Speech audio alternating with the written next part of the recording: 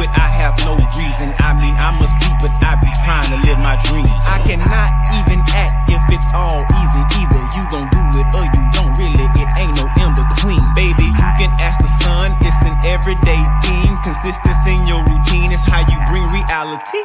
Working like a slave, that's how I made this masterpiece. Living like a god, I lay at night, I rest in peace. They remember me, but I am not Harama beef. My PDF books. Peace.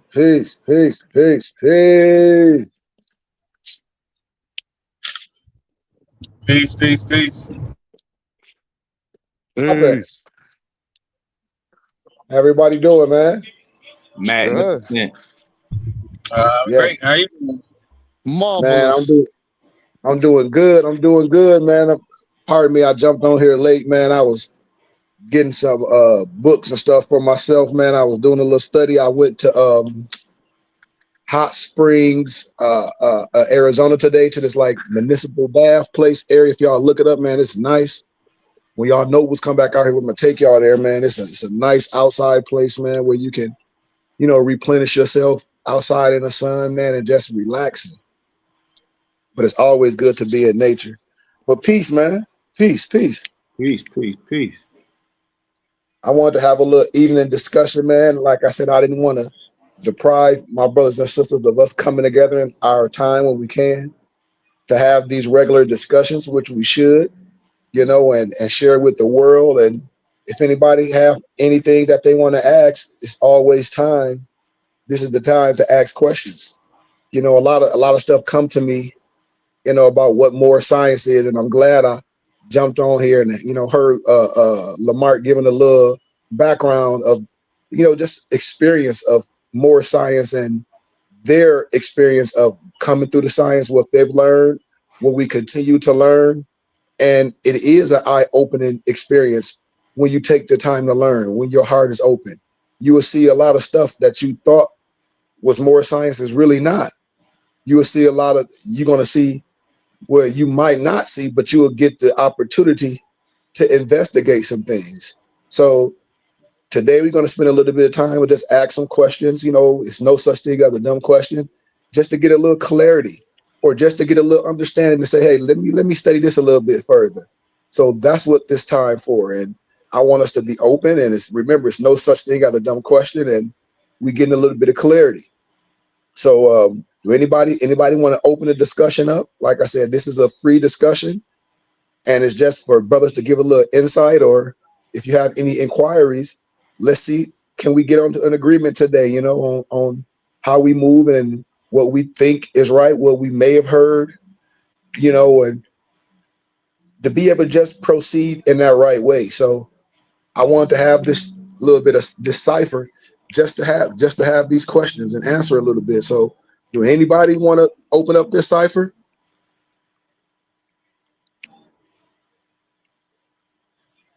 Anyone?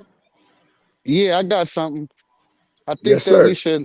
we should start from the root, and then we could grow from there. Um, who are the misnomered black people, and what are where do we come from? What's our history? That's a good question. When people say, oh, I wish, man, well, do you have the One World Tartarians? Yes, I got that book. Okay. I'm glad you got that book. So in the One World Tartarians, I want you to go to the chapter. It's a chapter, if I'm not mistaken, it's the New World Order. Go to that, and then I can't think of the page, but it's gonna be.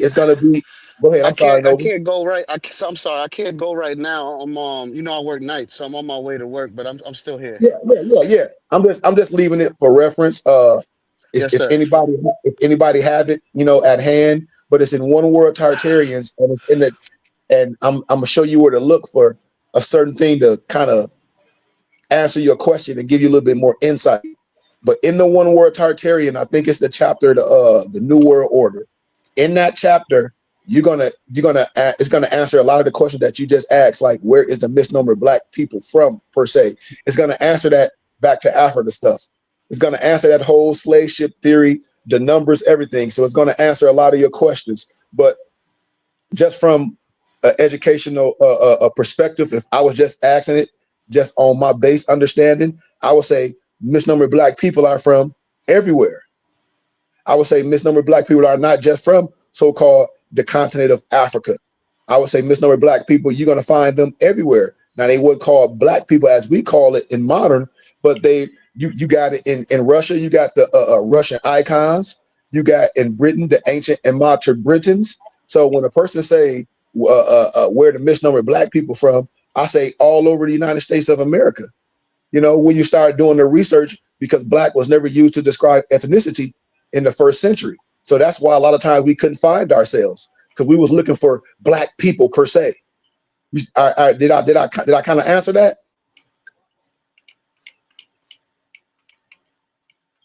Anybody with me? Yeah, we with you, Sheik. You know, because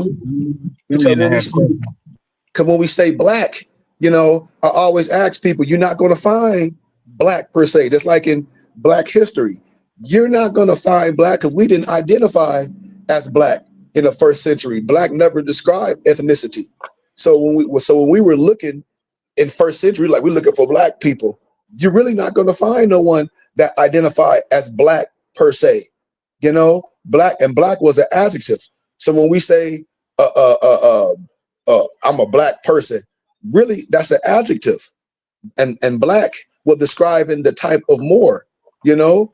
And so it's just so much we have to get, how can I say, into civics and into language as a people when we deal with ethnicity, when we say, well, where do Black people come from? I think that's a misnomer. And so I think that's the mistake a lot of us and Moors and historians, you know, we get caught up in that 14th Amendment stuff. We get caught up in that Black thing, get caught up in calling ourselves Black. So that's the whole object to me. When people say, well, you don't love your Black skin. I didn't say I didn't love my Black skin. I love Black. I love purple. I love green. But when we say Black people, I think we setting ourselves up for failure when we say Black people, because Black is an adjective. So, Sheik, for that reference that you was trying to give Noble Simeon, do you know exactly where to? Can you guide me right quick? Yeah. Okay. You in the One World Tartarian? I am. Right now, I'm currently on page 3. Okay. It's okay. You should go to the chat. Go to in the One World Tartarian where it say New World Order, and then it should get to a part where it got the so-called slave ship. Okay. Let's see. Yeah. I'm glad you took the time to do that, Noble. Yes. We're gonna do this work. And I'm glad you're doing that, because when people always say, well, things is not there, it's hidden. Everybody hid stuff from us. No, it's nothing hidden. You're just not introduced to it. I don't care if you're Black, white, orange, purple, or green. If you're a real historian, you're going to tell the truth. And science will always tell the truth. I don't care, you know? So I'll see if I'll wait till you get to it, but it should be in that chapter. And you should see the part where it might have the slave ships, because we went over it before. Yeah, it's gonna give a picture, right? It's gonna have a picture of the slave ship on here. Yep. I'm trying to think what chapter it is. I know. Malik know that chapter because we went over it so many times. Let me see. Let me look, because I got to pull it up too. Who are the Tartarians? Maps. And let me see. Man. And I got all my stuff packed up because, you know, I'm moving. Man, I could have pulled it out. I got it all highlighted. Man, if you find it, man, if you find it real fast, let me know. We got time. We got time. But I'm glad Noble Simeon asked that question. And now we can give a little backdrop behind it. And this can clear a lot of stuff up. You know, you see stuff on TikTok and people be asking certain questions. Well, this book, One World Tartarians, when everybody be talking about the Tartarians, it's all here. Let me see it. Did I find it? Yep, I think I found it. Okay, start 69? at page maybe 19. 19, okay. if I'm not mistaken. I think we can start with page 19, where it says history lied, agreed upon, the New World Order, historians tell us, and written by the victors. Yeah. So let me see. It started at one part where it say, absolutely nothing was invented or discovered by scientists and intellectuals of the 19th and 20th century. You know, the high civilization Tartar Aryan extracted electromagnetic energy from the ether through the star fourth strongholds. So it's giving you a little highlight about how these things happen. But I want to get to a specific part. You got another piece of art on the Tartar history by Martino Martini. This was in 1654, and it's translated from Latin. And when you look at this, it's there, you know. So much history. When people be like, "Where it's from?" We haven't been introduced to it. It's right in our face. Revisionist history of most ancient Chinese history, you know, by A. Fonico, history, science, or fiction. So all this stuff is giving you a highlight of history, adding up to that question that Noble Simeon asked. So I'm trying to get to that part. Let me see. Voyage ambassadors. Here you got books, you got documents. Who were the Tartarians by writers in first century? You know, let me get to this high part. Let's see. Epoch of the 8th century. Trying to find it with the slave ship. Okay, during the world to independent America. Okay, so right here when you got the USA, when it says, let's go back to the question of when and how the USA was established. During the War of Independence of North America in 1775, 1798, an independent state, the USA was formed, you know? And here we release the surprisingly coincidence with the end of the war, with the I think I'm quite sure the exact part that you're looking for is on page I just had it. Forgive me. It's on page 73. You know what? Be quiet, Edward. She talking about so since I got it right here, I just start reading off until you get there. Okay. It says the first natives of America, the Black Moors. Arthur and historian Chancellor Williams said the original Moors, like the original Egyptians, were Black Africans. The 16th century English playwright William Shakespeare used the word Moor as a synonym for African. His contemporary Christopher Marlowe also used African and Moor interchangeably. Black soldiers, specifically identified as Moors, were actively recruited by Rome and served in Britain, France, Switzerland, Austria, Hungary, Poland, and Romania. Saint Maurice, the patron saint of medieval Europe, was only one of many Black soldiers and officers under the employ of the Roman Empire. And I remember that day we went to it was a book. I think it was Moors in Europe or something like that, and they had pictures of Saint Maurice. Yep, with the crosses and everything in Europe, all the chairs and everything, you know. And like he was saying, that was around the medieval times, and that was way before the establishment of the United States of America. So that's one part. You know, we got a rich history. So I continue. Although generations of Spanish rulers have tried to expunge the era from historical record, recent archaeology and scholarship now shed fresh light on the Moors who flourished in Al-Andalus for more than 700 years, from 711 AD until 1492. The Moors advanced in mathematics, astronomy, art, and agriculture, helped propel Europe out of the Dark Ages and into the Renaissance. The Moors brought enormous learning to Spain that over centuries would percolate through the rest of Europe. The intellectual achievement of the Moors in Spain had a lasting effect. Education was universal in Moor Spain, while in Christian Europe, 99% of the population was illiterate, and even kings could neither read nor write. At a time when Europe had only 2 universities, the Moors had 17 located in Almeria, Cordova, Granada, Jaén, Malaga, Seville, and Toledo. In the 11th and 12th centuries, public libraries in Europe were non-existent, while Moorish Spain could boast of more than 70, including one in Cordova that housed hundreds of thousands of manuscripts, just like the BBT. Yeah. Universities in Paris and Oxford were established after visits by scholars to Moorish Spain.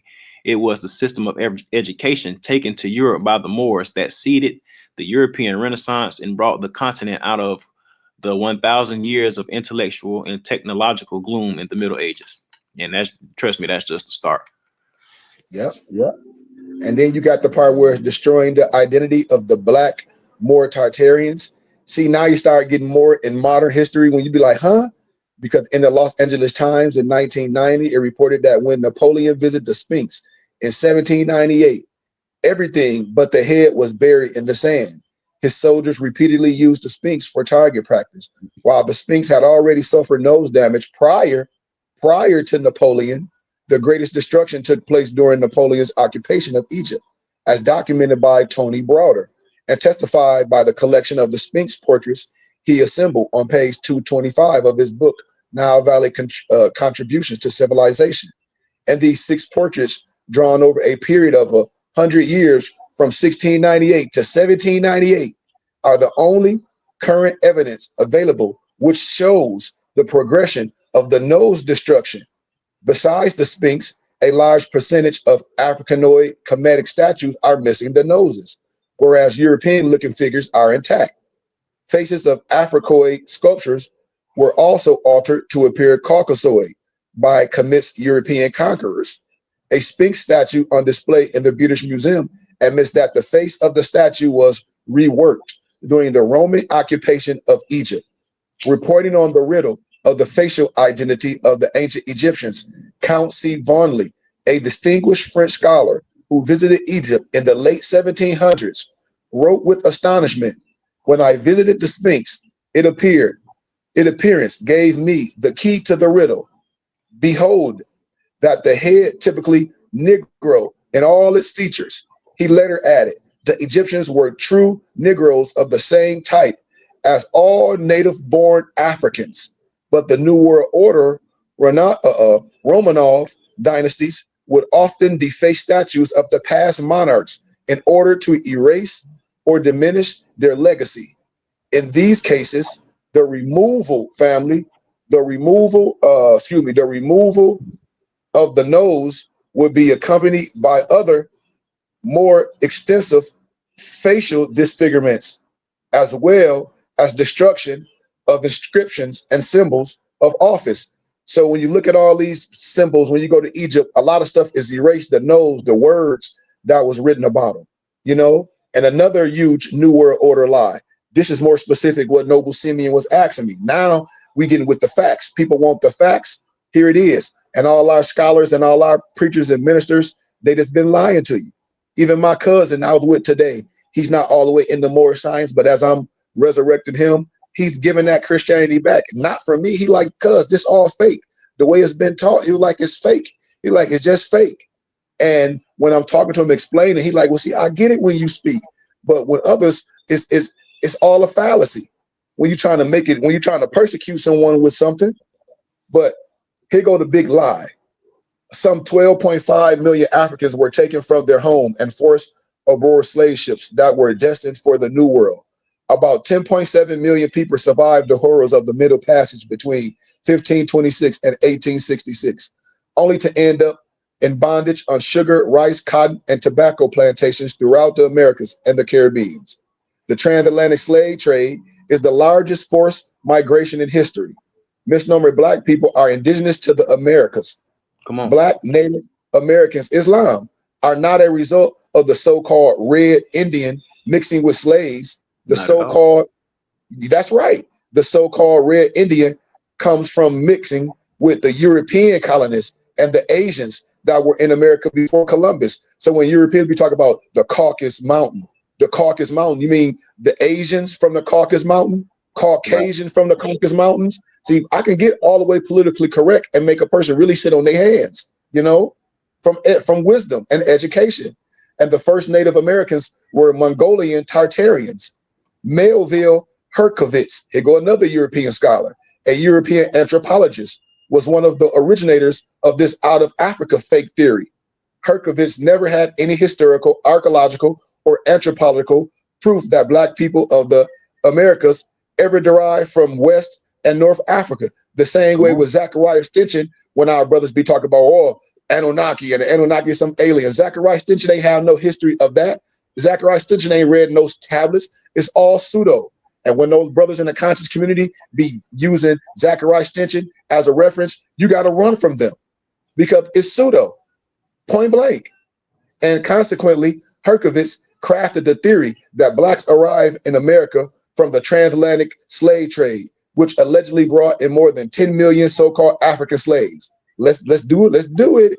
Let's correct the teachings. According to the National Archives of Spain and the Smithsonian records, there was no evidence to prove 70,000 ships with black Africans ever sailed to the Americas. Where they at then? Where all these slave ships at? If all these slave ships, where they at? We can find some stupid ass dinosaur bones, but you can't find no slave ships. Man, miss me with that cap. I seen one time where they were saying that they found Noah's Ark. So if you can find Noah's Ark. What'd you say, Brian? I said, I'm just saying, according to the story, if you can find Noah's Ark, you guys better find some other boats too. Come on. It's a fallacy. Even with these dinosaur bones, it's like, come on, man. We know all this stuff. We can't tell the history of who we are. Like our history is totally erased. Stop the cap. Melville carried out the teachings of his mentor, Franz Boas. I'll give y'all a lot of books by Franz Boas. I'll give you everything for you to compare. And you can be like, wait a minute, this don't line up. To make the original copper color races, because that's what we are.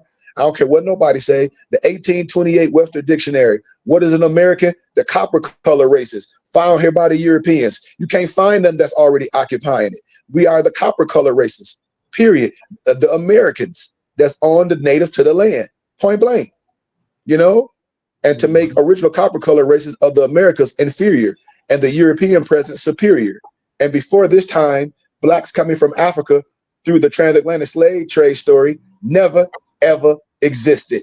Never existed.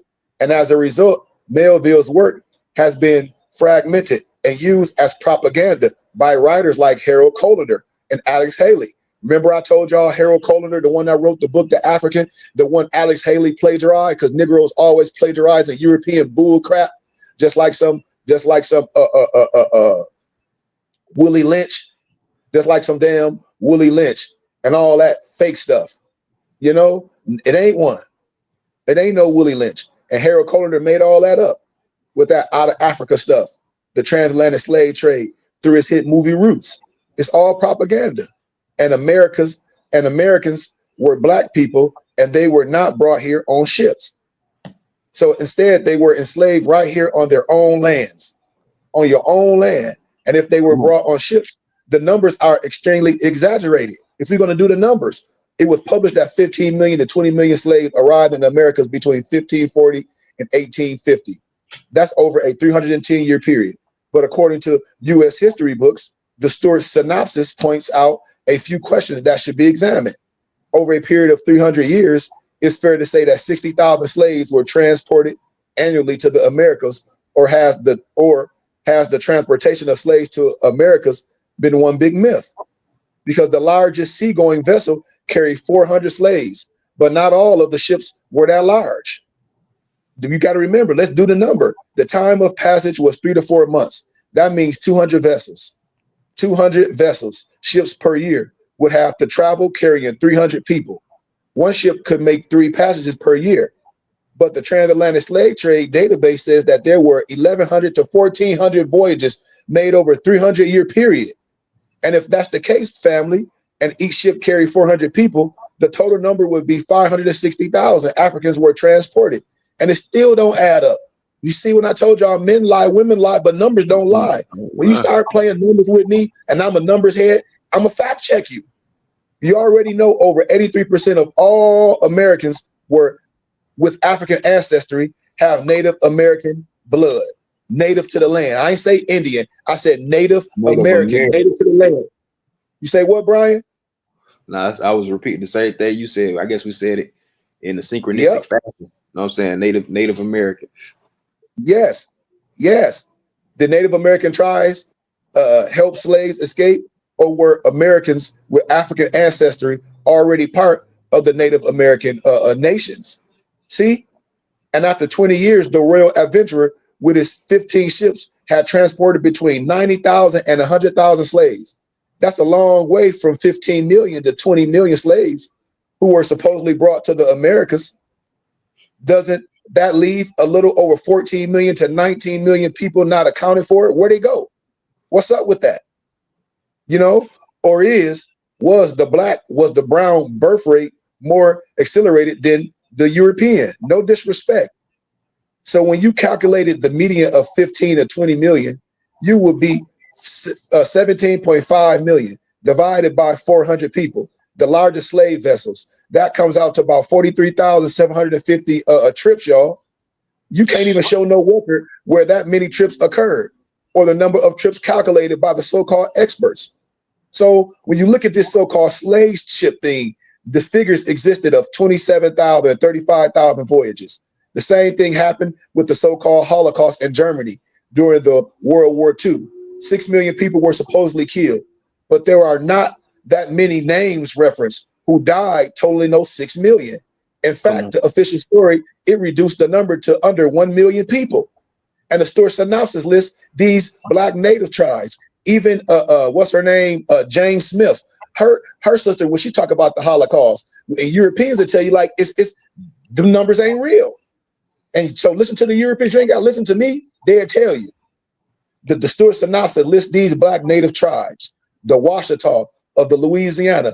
Now they talk about the Washita, the Dundee Moors, Empress Gostin L. Bay. When I showed y'all the Louisiana Purchase wasn't no purchase, it was stolen land. The Yamanese of the Southeast, the Iroquois, the Cherokee Indians, the Blackfoot, the Pequot, and the Megans of Connecticut, the Black Californians, the Califans, the Californians literally means black, after the name of the great Mama Kali, Queen Khalifa, the Olmecs of Mexico, the Darinite of Panama. And so when they say in black, when they say in dark, they let you know that skin, they just giving credit to that, to the blackness, but not black per se. Please stay in context. The same way somebody would describe a shirt is the same way they're describing the skin. They're not saying that that's their nationality. They're just saying they have a dark skin. You know what I'm saying? Just like you see somebody with a black shirt or a dark brown shirt, you would say, oh, that's a dark brown shirt, or that's a black shirt. You know what I'm saying? Yeah. That's like a lot of my dark skin partners from India and Egypt with straight black hair. They dark brown like me and you. They don't say they don't identify as black per se, because they know. They say, yeah, their skin is dark, but they identify to their culture. They identify to who they are. And it's like us. Black is not a culture. It ain't no land of the blacks. It's just not. You know, it's not. Even just looking at the description of these tribes, you see that the Washita was in the Midwest in Louisiana, and then you see the Darren Tate or the Darrentai or Darrenite. They was in Panama, and then you got Olmecs in Mexico. And you got the Black Californians in California. So that's a wide range of geography. You know what I'm saying? That's a big geographical range. You know what I'm saying? To say that one land is one black people's land, because if that's the case, all the people that's trying to get allodial titles and deeds for the American land, they should be going over to Mexico too. See, you see, now you see what I'm saying, Brian? When they playing a dangerous game, and you just said it. You playing a dangerous game. They playing a paper terrorist game. Absolutely, Brian. You know, 4.25 million African slave ships to Brazil and Mexico. The story goes over the course of 300 years from the 16th to the 19th centuries. The Brazil imported around 4 million slaves, so 40% of the total transatlantic slave trade. So when we talk about this transatlantic slave trade, what about the Spanish acquisition? We talk about all this stuff, but we missing the whole global aspect. The overwhelming majority came from the former Portuguese colony of Angola, located on the Atlantic coast of Southern Africa. On July 9th, the United Nations Educational, Scientific, and Cultural Organization, UNESCO, named Bolingo Wharf a World Heritage Site. Remember this, y'all. Research this stuff. Research everything I'm telling you. Mexico claims African slaves as well. A total of 186,766 Africans were imported into Mexico during the 300 years of Spanish slave trade. I said Spanish slave trade. Looking at the appearance of modern Mexicans, it becomes clear that the noun just made up the number without any proof of evidence of the veracity of these claims.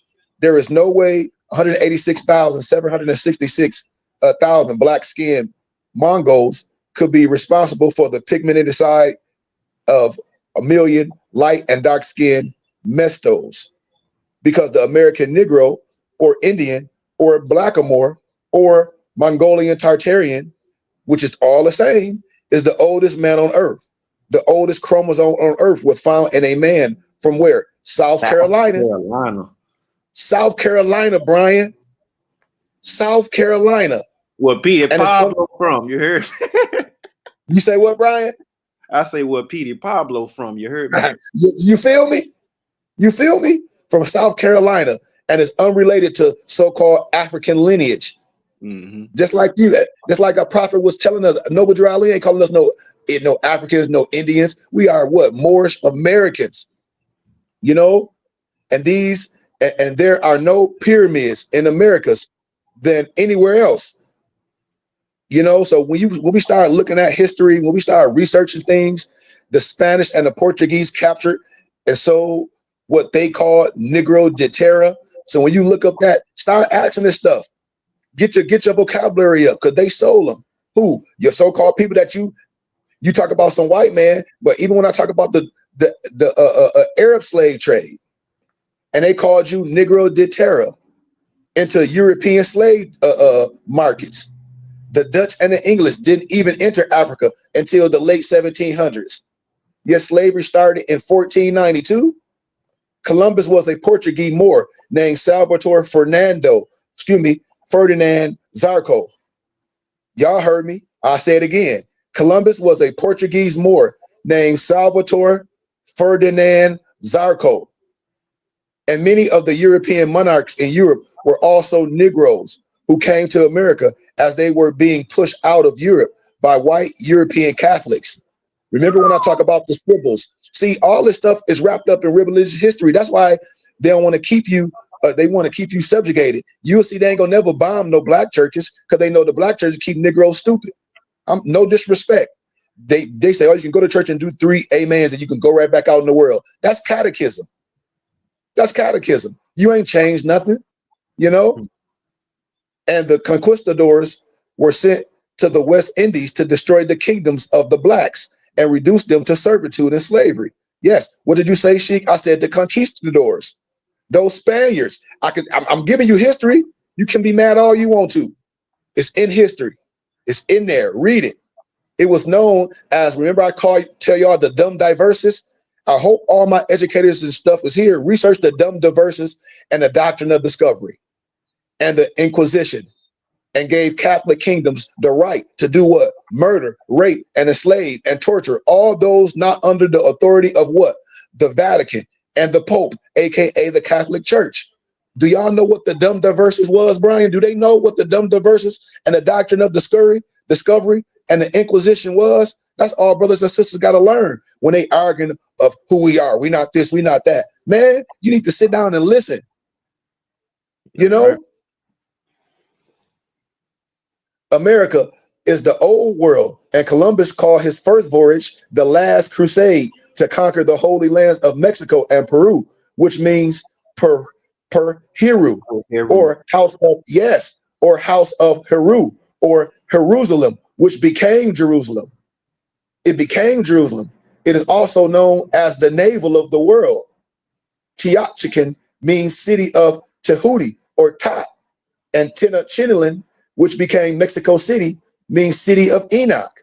But then they talk about Enoch, they talk about all this stuff in the Bible, but then they take all these books out the Bible to get you confused. Man, the Bible speaks about almost 23 books. What? The Bible speaks to 23 books. The Bible, the one that everybody got in their hand. So how can the Bible that you got in your hand speak of the book of Enoch, speak of all these people, but then you don't have the book of Enoch? That don't even make sense. It's going to whoop your butt. And Mexico is named for Moses, or Mexi, like Moshe. It's just facts. And the Old Testament contains volcanoes, corn, bears, tobacco, all which are native to where? All which are native to where, y'all? Anybody with me? Hello? I hope y'all are with me. The Old Testament contains volcanoes. The Americas. I'm here. Thank you. I mean, I hope people listening. This should be inspiring people. This should This is inspire gold. everyone. The Old Testament contains, if you read in the Bible, I don't read in the Bible talk about no damn dinosaurs. Then people talk about the dragons, when they talk about this and Bahamas, dope, man, I don't want to hear it. But anyway, the Old Testament contains volcanoes, corn, bears, tobacco, all which are native to the Americas. Utah is Judah and contains the city of Moab. The Great Salt Lake is the Dead Sea. There are more pyramids and megalithic structures in the Americas than anywhere else, including the Nile Valley. But the New World Order tells the story backwards. The Negro is the Indian. Remember, I give y'all the document. The Negro is the Indian, aka the Blackamoor. It's all there. If y'all don't got that document for me, you need it. It's gonna answer so much. You're gonna look back at your friends that might be Muslims, especially the ones from the Nation of Islam. You're gonna be like, why you act like you don't know what I'm talking about? And this paperwork was passed to all y'all Nation of Islam Negroes in the 30s and then reissued in the 60s. All of y'all know this. So if you were elder and you part of the Nation of Islam, it was passed out. So you can't lie. You can't act like you don't know what I'm saying. If you say, well, you were elder, you part of the nation, and you part of the Nation of Islam, well, you got to have a document. If not, your elders keeping the stuff from you. That's why I be telling people, I'll let a person do all they arguing and all they snot come out their nose, and then I just start putting out all your documents. I'm just being honest. They're tired talking all that. We don't know this, not the other. And I say, man, shut up. And then I start putting out all your documents. I start putting out everything from the Nation of Islam.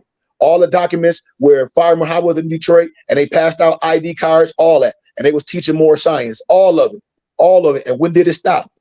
It stopped with a certain point to keep Negroes subjugated because Negroes got paid to keep you on that black mission. The same way as the Big Six, those black preachers got that. They split $250,000 to keep you on that Negro slave stuff. The same way in your Exhumed of the Nation on page 39, when Delegate Rawlins telling you what they call you this year, Negro, what they call you this year, black, what they call you this year, Asiatic, what they call you this year. Yes, y'all, it's there. It's you know? Afro-American now. You see, it's backwards. Yes. Yes. Chiming in real quick. Just on the whole pyramid thing, just for people to, just for edification, and you kind of do your own research. You go research what the oldest pyramids on the planet are. Because when you think about Watson Break mounds, right? There's just stuff that you can find right here in the Americas. They're older than everything over there in quote unquote Africa. So I've asked somebody one time, just so I understand the story correctly. You're telling me that we were living over there, but we didn't build any pyramids. We were kidnapped and brought over here and built a whole bunch of pyramids. Then went back over there and built the pyramids and said that we was from over there and not from over here. It doesn't make sense. None, Lamarck, none. And the Negro is the Indian or the copper-colored indigenous people of the Americas, who is actually red-skinned. Who is actually red-skinned? That's my question. Many think black people, many think black people are black, yet there are many shades of copper, which is the color of the earth. See? And if you look in old dictionaries, you will see that nigger and Indian were synonymous, and that color is simply short of copper color. I'm fact checking. Color is simply short for copper color. Remember, they take stuff off. It's like Hansel and Gretel to draw up the breadcrumbs. They'll be like, well, damn, but it's something that goes with that. I got all old dictionaries. I used to tell people when school closed, get those old dictionaries, because all these modern dictionaries, they took it out. I got all the old dictionaries from school. I collect everything. I used to go to the Goodwill. I got them all. I got all the dictionaries that prove what I'm saying. They changed it on you to draw you up. Academia did this. The original definition of American was the copper colored races or the copper colored people found here by the European, correct? Yep. Yep. Why you think they keep changing or titles from Indian to Negro to color to African American? The Blackmore, the Negro, is the most copied man on the earth. Even when you look at the Toltecs, the Mayans, the Aztecs, etc., all were misnomer Blackmores. I don't get it why people over here today, we're not Moors and the Moors enslaved this. Man, your brother shot your cousin, your uncle a PDF, and you ride with him right now. And you talk about some of the Moors did this. That's an excuse. Most historians, anthropologists, scholars refer to the Olmecs as the mother culture of prehistoric Mexico. The presence of the Olmecs predate the Mayan civilization by 1,500 years and the Aztecs in Mexico by 2,500 years, which would indeed make the oldest pre-Columbian civilization society in Mesoamerica. Emerging from the jungles of Mexico, southernmost Gulf Coast, the Olmec influence spread through Central America, manifested itself in art, architecture, religious rituals, and other areas. When people go to Cancun, Mexico, but a lot of them never go to the Olmec Museum. There is enough evidence from the architectural digs to support the idea that the Olmec civilization possessed several of the characteristics of a civilization: a social structure, a political structure, an economic structure, religion, and art. Even when you look at these heads, look at these heads. Look at the face of the Olmec colossal heads. The stone's representations of human heads sculptured from large basalt boulders, ranging in height from 1.17 to 3.4 meters to 3.8 to 11.2 feet, y'all, and weigh between 6 and 50 tons. 6 and 50 tons. So this is what I tell people. What group of people gonna make some people, or these some aliens? No, they making it to their gods. They making their gods that look like them. Ain't no group of people gonna make some group of gods unless you went to an area and you seen these type of people. You know, the heads are a distinctive feature of the Olmec civilization and ancient Mesoamerica. All portray mature individuals with fleshly cheeks, flat noses, slightly crossed eyes. Their physical characteristics correspond to a type that is still common among the inhabitants of Tabasco and Veracruz. The backs of the monuments are often flat. You remember, even in African culture, they do their heads like that. The boulders were brought from Sierra de Los, big mountains. Who's doing this stuff? Even page down when you see the Russians and they had their uniforms on and they be trying to have their hair a certain way. Look at these brothers. It's all copy. Go back. You passed it. All the hair. That's how they pattern everything off of you. It's all influence. I got the book about the Americas. When you look at all this stuff, it's there.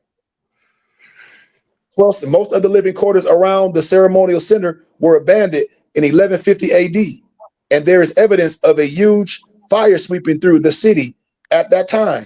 When you look at Montezuma and you look at all these pictures of the Americas, the title is Montezuma Rex Ultimus Mexenormus. It's the map maker John Ogilvy in London, 1671. Description: striking example of this famous portrait of Montezuma, the last king of the Aztecs. Montezuma is shown in full war dress with a picture of modern Mexico City behind him. The portrait is from John Ogilvy's Complete History of America, one of the most influential works of the 17th century. Look at that picture. Yeah, Brian. Man, that's amazing. Oh, that's clean. That's clean. And if I'm not mistaken, ain't Montezuma's castle right there in Arizona? Yep. And going to Vegas, they got the whole Montezuma Museum. Absolutely. Absolutely, Noble Lamarck. See, this is the history what our kids need to see. Look at Mexico's second president and first and only black president, Vincent Guerrero, on August 10th, 1782, February 14th, 1831. He was a major military leader during Mexico's war for independence and as president ended slavery in his nation on September 15, 1829. He was in office from 1829 to December 17th, 1829. Dressed to the nines in the 1900s. Look at this now. When we look at pictorials, the Tartarians were natty. dress, and haberdashers. So when Noble Simi was like our dress about how we be debonair, and when I call myself the Moorish haberdasher, I'm bringing back culture. Our dress, we supposed to be Moorsely fresh. We supposed to do this. They put on their hats. They copying you. They copy you. Then they strip us from our turbans. They strip us from our attire, and then look at us. We left as some slaves. You know. So I don't want to go too far in the Tartarian. I just want to give that little pictorial. You know, and I always ask people to study further, because when we say where do black people come from, man, the Tartarian map shows hundreds of cities. I'm on page 85. You can also see that Florida and Cuba are named in maps. When you look at these maps, like, it's all here. So when we say, are we from Africa? No. The one world Tartarian is gonna tell the truth. When you in chapter 5, the flat earth Tartarians, it's gonna show maps. And once again, we see the Knights Templars depicted getting directions from the Tartarians. So if Brian still had this map up, all this stuff is on the maps. You can find it. Even when we talk about Mansa Musa, where y'all see Mansa Musa on the map, that map is written, is the cartographer, those were Europeans that did all this, the cartographers. Even in the Negro question, when I tell y'all the slave ship from Judah, it's gonna back what I'm saying again. These is real maps. You can see the image of unicorns, female-headed lions and lizards, flying turtles, and centaurs, half human, half man. It's very likely that these creatures existed, and the Tartarians possess cloning skills more advanced than today. See, a lot of stuff be in there. When you look at these maps and you look close, you be like, where do these images come from? Why? How? You start asking yourself questions. You start looking at maps. What was there? History, you know? It's there. Any questions? It's there. It's so much that history will show you when you be able to touch it, because there's nothing new under the sun. It's all there. If it's a new world order, then it had to be an old world order. You know, Right. when you look at Fort Pike in New Orleans, Louisiana, and when you look at Fort Pike, I'm on page Brian 91. When you go to that, remember, I have to fast forward because I want to show y'all all symbology. So when you get to page 90, start right there, Brian. Go back. You will see the one world Tartarians. You will see Fort Monroe, Fort Ontario, Fort Starwicks, Fort Jefferson. Now all this stuff is in the Americas. Now look at all these signs and symbols as y'all looking at that. Continue to go down. Look at those signs and symbols. And then when you look at all these forts, and you will get to forts, you get all these forts in the Americas. Fort Henry, Baltimore, Maryland. This American Star Fort, built in 1798, built the following the war on 1812, is most famous as the inspiration for the national anthem, Francis Scott Key's Star Spangled Banner, which he penned after the Battle of Baltimore. I said after the Battle of Baltimore during the War of 1812. Yeah, look at Fort Henry, Baltimore, Maryland. Look at Fort Stanwix, Rome, New York. Look at the 11-pointed star, that Fort Pike, New Orleans, Louisiana, the United States of America. The Statue of Liberty sits on, it's called the Hendigram. The Hendigram. It represents the cliffot. This literally means peels, shells of husk of the tree of knowledge. Of the tree of knowledge. When you look at that symbology, look at it. Then when you look at the Fort Pike, New Orleans, Louisiana, what it look like? Don't it look like the Freemason symbol? Blow that up. This, I'm showing you symbology. I'm showing you places where they're not gonna tell you. The European gonna tell you. You don't gotta listen to me. Look at the Star Forts worldwide. In the Netherlands, in Italy, Canada, Germany. All pictorial. When you look at these signs and symbols, when I be telling brothers, when they be like, all these Europeans, it's all European Mason. I told y'all, the compass and the square, they pattern everything off what's above and what's below. I keep telling people, all the Masonic symbols, the rose and the cross, every symbol, this nothing but what they saw. And we giving all our credit away. Look at all these signs and symbols. Look. Even on our Solomon's key, all that stuff, the master key. the stone that was rejected. You seeing all this stuff, but people's eyes is not open because they want to keep us blind. So I just want to show a little bit of that. I want to be too long. I want to keep showing things. I want to keep showing people that who we are historically, because we have to agree as one, just like everybody else. That's the only way it's going to happen. We can't say we this, we that, and the other. It's not going to work, you know. And we can't be mad at history. We can't let people give a bad rap for more science. So I wanted to just illuminate that part as well. Somebody just hit me up. They was like, "Sheik, would you please talk about?" I won't say names, but I will say this as I close. You're going to find so many people that's going to come with that paper terrorist stuff. You're going to find so many dudes that's doing that. They're going to act like they rich. I hate to say names, but somebody asked me, please say names. Listen, I'll say one name. Like Simeon talked about the dude, what was his name? Kill him. You know, and I say, why would you deal with a person with a fictitious name? If I'm dealing with someone, dealing with my social security number, doing all that, and I'm taking some course of someone, I don't even know your name. So when you say, well, I deal with Bootney Farnsworth, or I deal with this type of person, that man, you don't even know who this person is, really. You're dealing with a fictitious person. And then I know another brother, I hate to say it, he's an older dude. He used to be flashy. He used to be on the internet, act like he can teach you this. His name was Jonah Bay. You can go on the internet and see all this stuff. They be having these cars and these Lamborghinis, and they be selling people these packages. And I say, dude, I've been around too long. I know all the games. None of them will come to me with that cap. They're trying to talk to me on closed doors because they're selling you a dream, and which most Negroes think money gonna save them. And I'm telling you, it's not. That's how Moors get caught up with that crap. Somebody is dangling something over you, and you looking at it like, ooh, he got a Lamborghini. Like Lamarck was saying, people get into this, think they finna magically get something.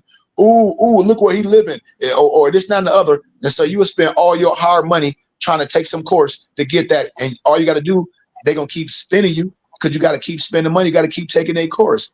It's like a rabbit hole. It's like, and once you open it, you're going to go down and down and down and down and down and down. And that's what that's all about. And so I tell people, you can find what you're looking for. How? Because it's on the internet. You know, and everybody know I'm being honest. You can look up all this stuff, what I'm saying. And to a regular person, you'll be like, dang, ooh, that sounds good. But then when you get into it, you'll be like, why am I doing this?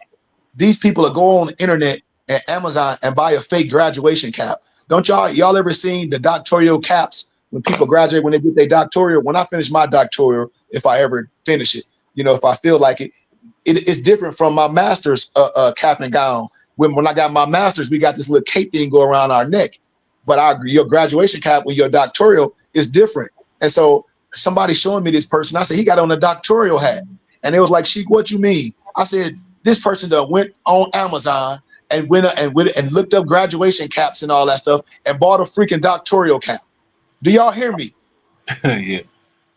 Y'all can, and I tell people, I said, if anybody go that far to defraud someone, it's a doctoral cap. I know what it is. I'm in academia. So if Brian got on a doctoral cap off knowledge, off top, I'm gonna raise my hand and say, Noble Brian, where you get your doctorate from? Then what you gonna say?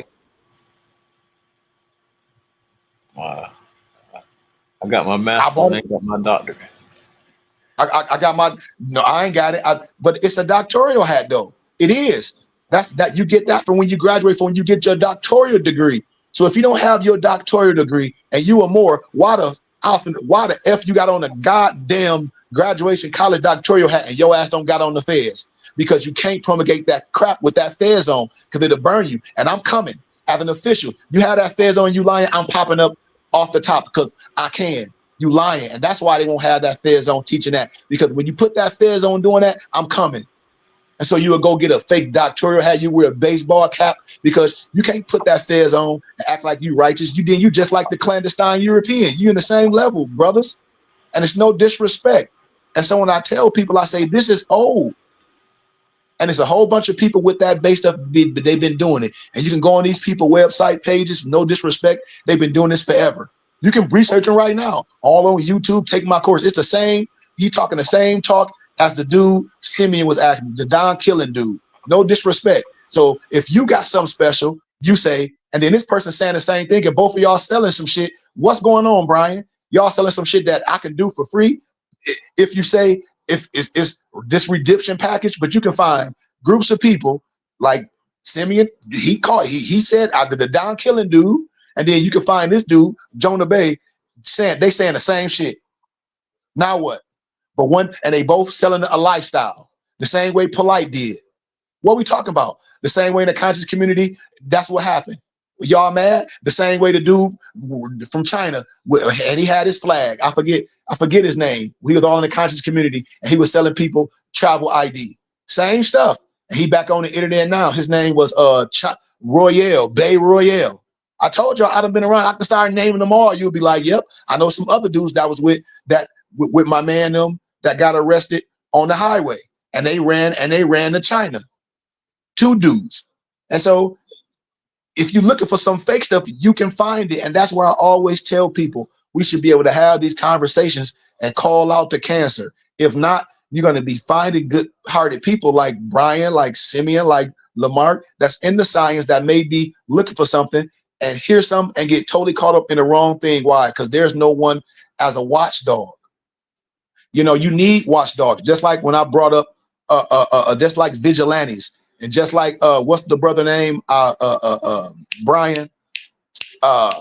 His channel when I would and he always talking about those Moors. What's the brother and all those scammers? I showed y'all his YouTube channel. What was his name? I know you're talking about, but it's escaping me as well, man. Pocket watchers. Semi Pocket watchers. Semi Pocket watchers. Pocket watchers. Yeah, Pocket. Yeah. Oh. Yes.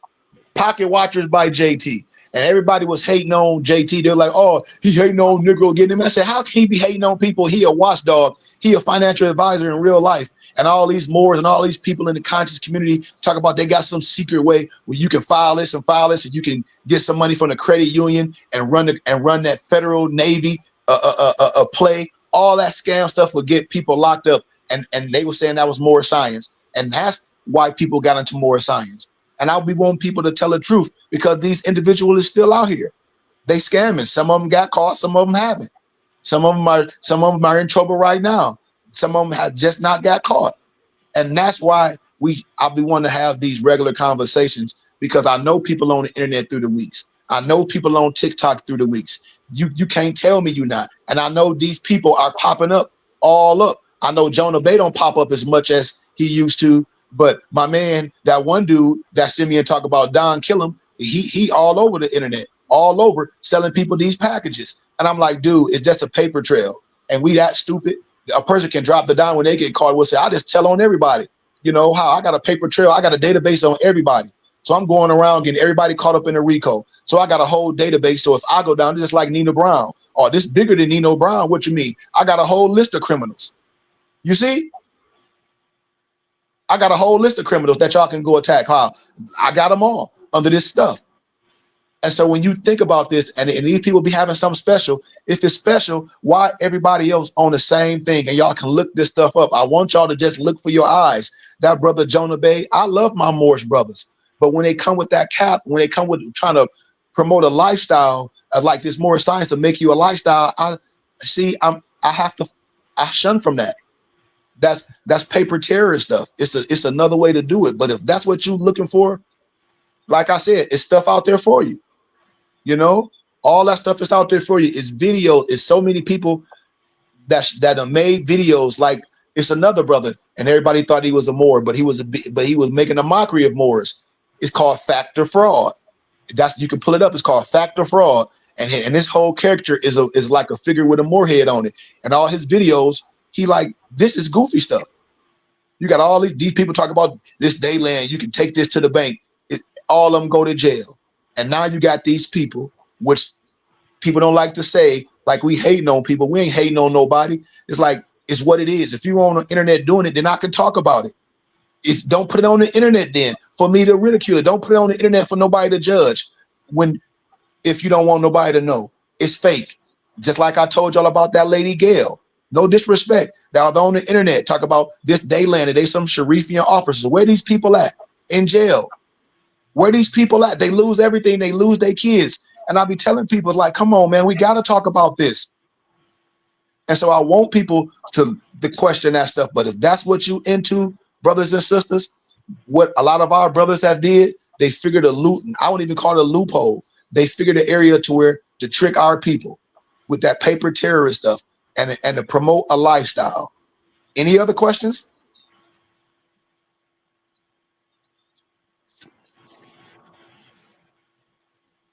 Nah, I mean, I was eloquently explained in so many ways. So, shoot, I just gratitude more than anything, and always for the refreshing and the reiteration. Gratitude right back. I just be wanting brothers the heart to be right first before you go out acting like the world owe you something. No, you owe the world something. Yes, sir. Don't nobody owe you nothing. If you own some land, then your mother them own land. If you this is my land. Well, your mom them don't own no land. Your family don't own no land. You don't got no trust. Oh, I need to set up a trust. What's gonna be in your trust? All your Air Jordans? I want to make a trust. I'm going to make a trust. I need to make a trust. I need to do all this. What's going to be in your trust? Oh, I need to claim this. You don't got a freaking penny. Negroes going to work every day, and then they so worried about filing some freaking paperwork, Brian. The white man is who you work for. Your ass work for the white man. Shut the hell up with that stupid stuff. You don't work for no black people. You ain't working for no black industry. You ain't getting paid in no damn gold. You ain't getting paid in no fucking corn, Brian. So when these niggas be talking about, the white man, I need to be off the land. I need to live on my own. Man, shut up. You don't even got enough money in gold land. You go to work every day. Negro you ain't donated to no industry to where you can live off the land. Why? What you producing? What you have? You go to work every day. Brian, this is what I be telling these brothers, these Moors. I need to arm. I need my rights. I need to get this. What rights do you have? You going to work every day. And you paying taxes. Why? Because you think you finna get a tax return. You let Uncle Sam take all the money out your check. Why? Instead of filing exempt, instead of donating to your religious and charitable contribution of your choice and get a tax exempt receipt. I be listening to brothers talk that bull crap all day, Brian. That's why I say until we 100% sure of what we doing and know how to operate, we ain't gonna never get there, Brian. Because everybody that works, and this is me teaching. This is my specifics. Because everybody that's working right now that's not doing their part, we afraid. I mean, the government, your daddy, because everything that I'm teaching that you say, clearly you're not confident. You can't be confident. Why? Because look at our actions right now. Everybody that's working, I don't see nobody that's working with me or rock with me filing exempt on their taxes. They giving Uncle Sam their money. They ain't saying, well, hell, I'm going to do it myself, like the law say. The law say, if you don't know how to do it yourself and have records on your own, then damn it, we'll do it. If you don't understand you can have a midwife and have your babies in your own set, then come to the goddamn hospital. If you don't understand your religious right, can do your union, then you're going to go to the city hall and have a marriage license, which is a third-party contract. And this is what I'll be telling everybody, how we can help us when we want somebody to give us something. We all working. Everybody on here got a job. Everybody. Because like Simeon, Noble Simeon said, he getting ready to go to work right now. A lot of people go to work every day. And I say, well, what are you doing with your money? Well, Uncle Sam, I'm finna get a tax return. You ain't getting no tax return. The government don't give no free money. You getting a small tittle, Brian, of what Uncle Sam took out of you from the whole year. And I ask all my brothers and sisters, why you not filing exempt and why you not donating like you should be to your religious and charitable contribution of your choice and get a tax exempt receipt? Why? I throw that back to all my brothers and sisters, Brian, when they be talking about all that paper stuff and they go to work. I said, but the government is your daddy. Why? Did you got a job? Yep. Okay. Do you give your money to Uncle Sam? No. Yes, you do. You willingly give your money to Uncle Sam. Everybody that got a job, they willingly give their money to Uncle Sam, Brian. Am I right? Yeah, if they not filing exempt and not donating to their charitable contribution of their choice, that's for sure. That's everyone. So I don't play no biased game. I say that's everyone. When we talk this freedom stuff and I say, well, the religious laws trump everything and it still go over our heads. I'm telling us we all can play a role in building our religious and spiritual and educational house. How? By with the money that we allowing Uncle Sam to take out our check. By the percentage that we all say, well, I want Uncle Sam to take this much on my check because at the end of the year, I'm getting some back. No, none of my brothers and sisters file exempt because they afraid and because they really don't know the law. I know some brothers, they'd be like, well, I file exempt for 6 months, then I'll go back to regular. You ain't never asked why you can file exempt for 6 months. You don't know why could you file for 6 months and then file again? Why could you do that? And all my rich people and everybody that's part of religion, they file exempt forever. Why? Because they donate to their religious and charitable contribution of their choice. Once they know what they making, once the laws and the state laws in their area know that if you're making this amount of money, I got to donate this percentage to my religious and charitable contribution of my choice to offset what I'm giving Uncle Sam. But I'm going to hold my religious and charitable contribution. I'm going to hold them accountable for what we say we're going to do. So if we got millions coming in, well, then we should be operating. And that's what I'm telling my brothers and sisters when they be like, oh, I don't have this. I say, you do have it. When brothers be thinking they got to dig in their pocket like they be giving me something, when I'm just teaching how my dad be explaining to my family. My dad be like, but y'all not giving him nothing. You know, I said, you giving it to Uncle Sam willingly. The law said we can cipher that to our religious and charitable contribution of our choice. Just have my son, just have our rabbi give us a tax-exempt receipt at the end of the year. That's it. And nobody have to go in their pocket. You doing it yourself. You are your own accountant. That's what I be telling people, how much you make. But brothers don't want to be honest. Do you got any deductions? No, well, you owe Uncle Sam. And the more that you make, the more taxes they're going to be taking out your check. If you have no deductions, these just facts, brothers. And so until we understand this all the way and be confident, all that other paper stuff it's not going to do you no good, because that's still sovereign citizen individual stuff. That's still not building a nation.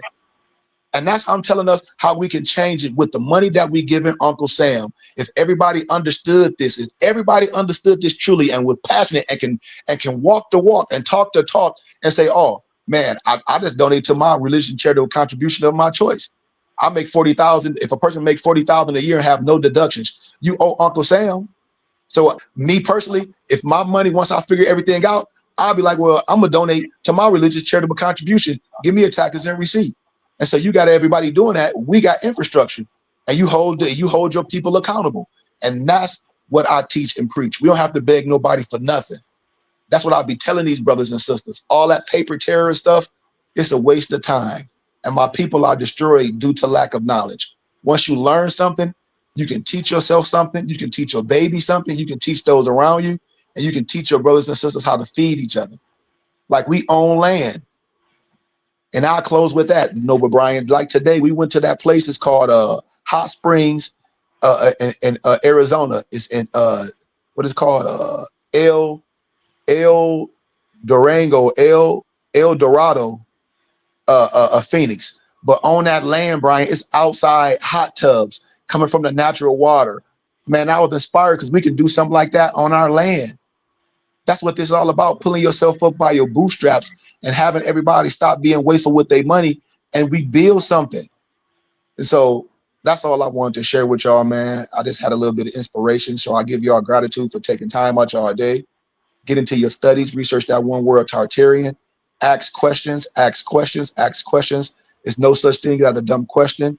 And I know, Simeon, I put your fez and your turban in the mail today. I'll send you your tracking number in a minute. I got to go back in my phone. I forgot to send it to you early.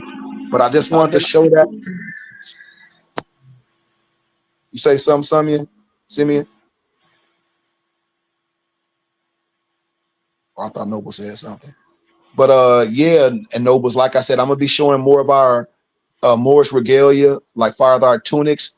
Y'all didn't see Noble Simeon. Me and Noble Simeon, we be talking to each other in text, and I'm gonna put Noble Simeon in our text stream as well. And Noble Simeon put, in the text stream, he had his tunic on, and it's the silk one with the pants, with the top, the attire. I was like, that's what I'm talking about. And so I love brothers that love to put their attire on because it's morally fresh. And we're gonna start promoting in Moor Simeon. Like I said, Allah's will, to where we have our temple again. It's a one-stop shop where it's a cultural store where you can come get all your beads, your fezes, your books, all that. It's a shop, and we lecture there as well. So I've been inspired, man, and I have access to all that stuff. And so it's just a matter of time where we able to bring that to the people so they can see all this stuff. And we have to start dressing like that again, Noble Simeon. And I agree with you. When we out in our regular time and we fresh, we got to be down. We got to be morally fresh. We got to, it's a way to do it. It's a way to be morally fresh when you out to represent. And so I give gratitude for that breath of fresh air as you coming into that inspiration and to being open and honest and like, hey man, I've been studying the science. And I'm like you said, you grabbed some paperwork, but you didn't go all the way through it. Why? Because the Holy Spirit was telling you not to. That's why, because the Holy Spirit was telling you to be patient. The Holy Spirit was telling you, like, wait a minute. Like, wait a minute. The Holy Spirit was telling you to investigate something. So that's why you here. Because you could have went there. You could have found out the hard way like everybody else. But you know what I mean? It's another way to do it. You know what I mean? And so that's the work. We figuring out how to do it the right way, and us coming together and having these conversations, but people seeing us. So I'm just excited. And once again, all my muftis, all my nobles, as we continue to do what we're doing, giving donations and all that, I'm gonna continue to give gifts. As I was telling Simeon, when my brothers give donations and dues, I want my brothers to have the items. Of course, I want my members to go on the Moor's Haberdashery and buy items. That's for the regular public. I want us to deal with me personally, because this is part of your religious organization. All your regalia stuff you get from me, and I give you a tax exempt receipt. I don't want y'all to go in there and have to buy things as regular people. I want us to, share that with the world. But when you're a part of the BBT and things, I respect a man donating. I respect people donating. This is part of our spiritual. This is part of our teachings, our regalia, our fez is our coats. We even got coats, Noble or Simeon. We got BBT coats, all of us, with our signs and symbols on them. This Like is the varsity part. jackets? Yeah, That's yeah. fire. Oh man, I gotta start showing. Yeah, man, you got to go on our BBT website, man. We all got we got black coats. This last year we got black and yellow with some new symbology. This year we probably do black and purple with the purple fez. I think Malik and Dantes already got the purple fez because I shipped a couple to them earlier. But I got another site where I get purple fezzes. You know what I mean, with the black tassel. And so when we get our black varsity coats with the purple arms, we have our purple fez with the black tassel.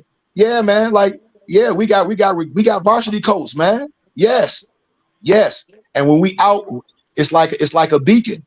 Our coats is like a attention grabber. I'm gonna take some pictures of them, Simeon. And so when we out in the world, people come up to us our jackets, the signs and symbols, and they mostly be Europeans. Most black people, they be afraid because most of them be Prince Hall Masons, so they don't know how to come at us. They be like, damn, are they? I don't know what's gonna happen. Am I gonna say something and get embarrassed or this, not the other? No, we want that conversation. I do. I welcome it. All day because I'm light. But all these things is an outward appreciation of who you are, and you do get treated different. You do, as you should. You should, and it's gonna show that you're a part of something. It's gonna show that you accounted for. All these things that I'll be talking about, these nonverbal communications, you want, but then you want to be confident of what you're doing as well because you should be. But yeah, Simeon, we got varsity coats, we got hats, we got the BBT hats that I make, all that, man. And with your influence and with your inspiration, I just want to get better, man. That's what I'm saying. I want to get better. I want to figure out how to do things better. So if anybody be having anything on their heart when they want to have meetings and things, and we want to share things, let's do it. If brothers want regalia and be like, sheep, I need some regalia. Let's have a meeting, a private meeting, and we go over all the regalia that I get, Noble Simeon, and we can say, okay, well, I want this, I want that. I share everything, and I'm transparent. I even share where I get stuff from, to where if I don't want to ship something, I'll say, okay, well, I'll make it right for my brothers, where we'll give a donation and I'll turn you on to where you can get credit for all your religious regalia. Anytime you're dealing with religious regalia, because I'm being specific, you want to get credit for that. It's just like if you in ministry and you buying a suit or you buying any church thing, that's religious regalia. That's a tax write-off. So anything a part of your religion, your books, your clothing, your time, this, not, and the other, we have to get credit for that. And when we do business together, that's how we do things together. We don't got to go outside. And that's how we spend money with us. Even y'all books, everything that my nobles get from me, donation books, they write that down. And everybody get a taxes and receipt at the end of the year for all their donations. I itemize all their donations, your dues, your donation, all the stuff, your books, all that is monetized, and you get a taxes and receipt for all that. You see what I'm saying? Yes, sir. That's how you rock. That's what this is about. You should. And most of our mothers and stuff, they've been going to churches for years, paying their taxes through the church.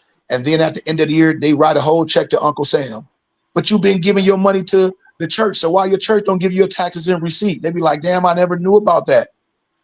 You paying taxes That's twice. lack of financial literacy. A lot. That's why I don't blame a lot of people for. Actually, you need to know the knowledge fully before you apply it at certain risk versus reward. But I do want more people to look at for financial literacy and history and civics and um, science. Hmm. But I know that the way that sometimes they may go on about it might not be the right way. Yeah, but I'm 100% with the financial literacy too, because that's my undergrad. See, me, my undergrad is business cards. management. Yeah, business management as well. They don't understand, the benefits of these things. They get scared of them, Hmm. like Hmm. it's some kind of, you know, um, witchcraft, spookism, Hmm. Hmm. When it's and done, yep. yeah, so they won't even know to ask the pastor. They might even be scared to ask the pastor, for a tax receipt. They don't know what to do, and it's important that we're teaching that type of stuff as well too. I agree 100%. That's the civic part when I deal with, because financial literacy rules the day. I'm all with financial literacy. I teach that all day. I went to school for business. I was dealing with Wall Street and the stock market. I understand it. I educate people on it. Financial literacy is so important. Tax status is so important. That's why the church, man, that's why I said, Noble Simeon, the only thing we own is the church. The church is supposed to be the school. Why? Because the church is the bank. The church is the storehouse. And when you're doing that, it's set up as a whole institution. We are institution. And if we knew that, just imagine all our mom and them going to church all these years, donating to the church. And the pastor is, everything he do is tax exempt, from his car to his house to everything. But why not you? Why not? Why are you not a tax exempt, which you should be? So if the pastor getting his cars from, I'm just saying, I'm using an analogy in Flint, Michigan, Pathy Lou Williamson, and the pastor go to the dealership and say, "Hey, I'm Reverend Porkchop. I'm tax exempt for the federal government.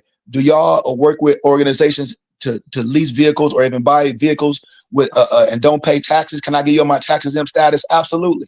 So the pastor do that, and then you don't take advantage of it as well. He don't share it with his people. So to say, if y'all going to lease cars or go to buy a car, go to Pathy Lou Williamson. Y'all are my members. They're getting a tax exempt status. You're not going to pay no taxes. Why they don't do that? They hiding the information. It's plain and simple. They I'm they think dropping that nuggets. the meek shall inherit the earth, right? That's one of the main things they're gonna preach. They're gonna keep you meek, and they're gonna take advantage of everything. You know what I'm saying? Which is Yep. which is you might as well be the oppressor. Yep. Thinking like that. Thank you. And that's what they use. And see, I'm glad you said it. I tell people, I said, listen, it when we set up the right way in this as a fraternal order, as a spiritual house, we can take advantage of it, because then we are a nation. We control everything and own nothing. We let the BBT own everything. So Right. Noble Simeon might have, I'm just using that as an example, 50,000 in his account, but the BBT got 150 million in this account. He operate everything under the BBT.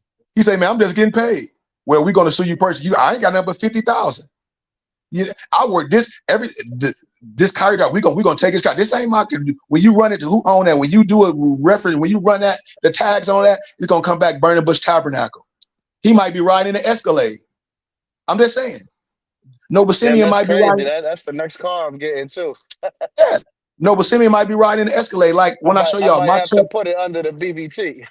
No, but I promise you, look, my truck, everything, I show everybody how to set themselves up locally. If anybody want to learn how to set themselves up, I tell everybody, you all ministers. You ain't got to pay nobody all this stuff. It's for you doing regular stuff. Because right now you got a car, yes, but you want to have you a minister. So when you all my brothers is ministers under the BBT, y'all local branches. So when I come to your area, I want to operate under you. When I come to your city, I want to be able to use our tax exempt status of the local branch, whatever temple number, whatever that Noble Simeon is the local chapter leader of. I'm just the sheik, so I'm coming there. He's established. I do this for everybody. So if it get to going on in Simeon like, well, sheik, I got me a 12 passenger van. He don't want his 12 passenger van under his name. He want his 12 passenger van under the BBT. And Listen, he want. listen. We ain't Amish. We getting the Escalade at ESV. We gonna have, you know what I'm saying, be Yep, haberdashery. You know what I'm yep. saying? Be I'm clean, telling you. moving presidential. You I'm telling you. know? All our attire that's right now, brothers wearing clothes, buying jogging suits from stores. You can't get no tax exempt receipt from that. When you buy jogging suits from me and all that, that's part of your religion. That's part of your regalia. You see church people, they have church jogging suits and all that. Well, we do too. We do too. This is what I be telling people. The benefit, you can't go and buy no clothes or go on Amazon and buy a Masonic hat and all that and say, okay, well, this is part of my religion. I need a tax exempt receipt. They're gonna say you bought that off of Amazon. It ain't a part of nothing. But when you part of a religious organization like we are, and we use different sources to get things, it's under our auspices. We can distribute it to our people.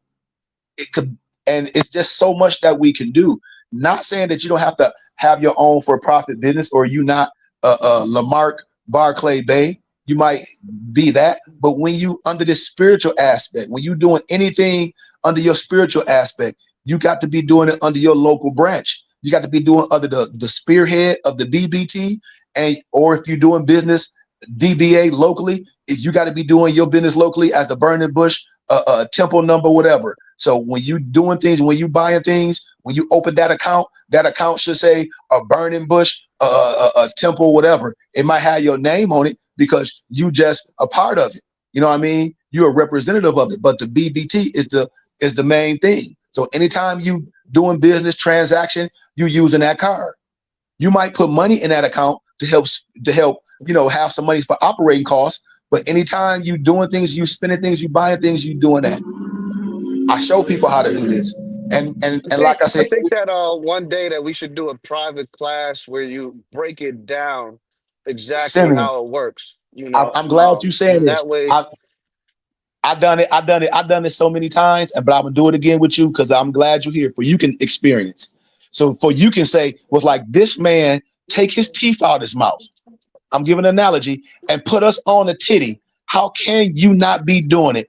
I watch. I walk you to a T, and that's the only reason why I be flipping in my head because I'll be like, it ain't costing nobody nothing to set themselves up and do this. We already spending money. I'll show you how to get your articles organization. I'll show you how to set this up. It's not hard. And All right. once you So do that, does the I don't some of this stuff I don't know if I should I don't know 'cause I don't know if you're gonna broadcast this or not, but um uh if we wanted to get um rentals uh in the church's name instead of or leases for business or commercial leases, either mhm. or one or the other, would we be allowed to operate under that um EIN and tax exempt Oh, I love ID? you, Steve. I love you. No, yes, and yes, this broadcast. I'm glad you asked this question because you just answered it. Okay, so now let's play devil's advocate. You part of my regular church. Boom, you become a member. My church got a tax exempt status and all that. So when you become a member, don't you? You should be able to use the tax exempt status. So I'll play devil's advocate again. I had a conference in Flint. Moso and O'Brien came. We need to get a rental car. So when they got in, I said, when you go to the rental place, just we got Temple ID, as well. Ask them in a convoy, do y'all take a tax exempt status, through your church or your organization? They say, yeah. Boom, you give them your tax exempt status, no taxes. Absolutely. When we went to the hotel, I went right to the desk. I said, hey, do y'all, when I was doing my registration, I asked on the phone, do y'all take tax exempt status? Yes. Let us know when you get here, at the front desk and give me your tax exempt number. The person will write it down. And when they check out, they'll deduct the taxes from of it. Boom, boom, boom. Absolutely. Absolutely. Even when you go to the grocery store, a lot of grocery stores, they do it. If you act in the right way, ask the grocery stores, do they take taxes and status from your religious organization? The regular clerk might not know, but you can ask to speak to a manager. Most managers know, and they'll punch your taxes and status in the register, zero taxes. So absolutely, absolutely, Okay. absolutely. All right. Yep. So say if you traveling, say Nova Seaman, say you travel out of town, you say, man, I'm getting ready to go out of town, but man, can I use the tax exempt status, to get a little discount on my room and to see, can I get a discount on this car? Because everything works. $40, $50 off everything. That's a lot. Hell yeah, use it. I use it everywhere I go. And I be telling all my nobles to use it. Sometimes they do. Sometimes they don't, but that's on them. I can tell But you this when I have what my about contractually? Can we do a lease agreement? Can we, get an apartment as a minister under the burning bush, and through our contributions um, that are equal, be dispersed to, i.e., landlord. well, we see, and that'll be like the temple almost leasing a place. That is not an individual. You see what I'm saying? It's Correct. like not an individual. Like that's the thing from when I talk about business and personal, and I have to and I have to show all the documents for a person to be like, oh, I see No, this. I understand. I understand. What I'm saying specifically is a lot of corporations and even churches at Hmm. times, let's say I'm doing some missionary work in the area, we'll be like, Hmm. okay, well, we're gonna do either short-term rental, or we're gonna lease this apartment for this minister, or this these volunteers for a Yeah, year, or and then yeah, it's under the church's name, under the yeah, ministry's name. yeah. You And and, understand? and I understand clearly, like, and that's one that once again, it all depends on if that establishment do business like that, if they understand, because a lot of places is private. That's another thing. Are they private or are they government ran? So that's another thing when people looking at things. I can give an analogy like out here where I'm at, a lot of baseball players, depending on the team they play in, they'll come and lease little spots for a couple months because they might be having spring training. You know what I mean? So they'll come out here and lease them under the baseball teams auspice. You know what I mean? Under their how can I say it? Under their lease agreement per se. Say if we choose an area, and I'm just saying we have conferences out here every year, or we do 6 months of work out here. Yes, we can go to a establishment and work out some type of deal. It's all negotiated. Absolutely. Yes, that can be done. But shit, we ain't even close to that level yet, you know? I think that we are close. You have it established well. I'm pretty sure you got big accounts attached to it. Yep. I just as a I'm not a mufti yet, but as a member and a minister under the burning bush that teaches more science that I've learned and received and embodied as I receive it as well.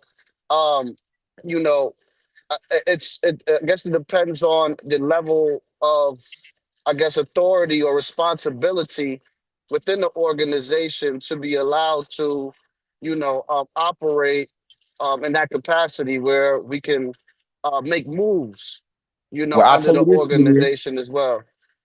I'm a student, even though like people say, well, you the she this man, I'm still a student. That's number one. I can learn from everyone. And that's what I'll be telling everyone. I'm here to learn too. I'm here to spark some things. And so as we doing things, because all y'all brilliant, everybody got inspiration. I want to learn too. And so as we learn, as we building, hell yeah, bring it back to the table.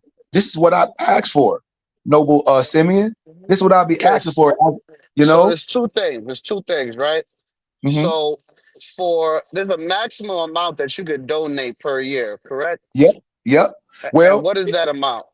it depends on your state. And see, that's again, remember local and state laws. Well, and then again, you have it's two type of givens. Like you can give dollar for dollar.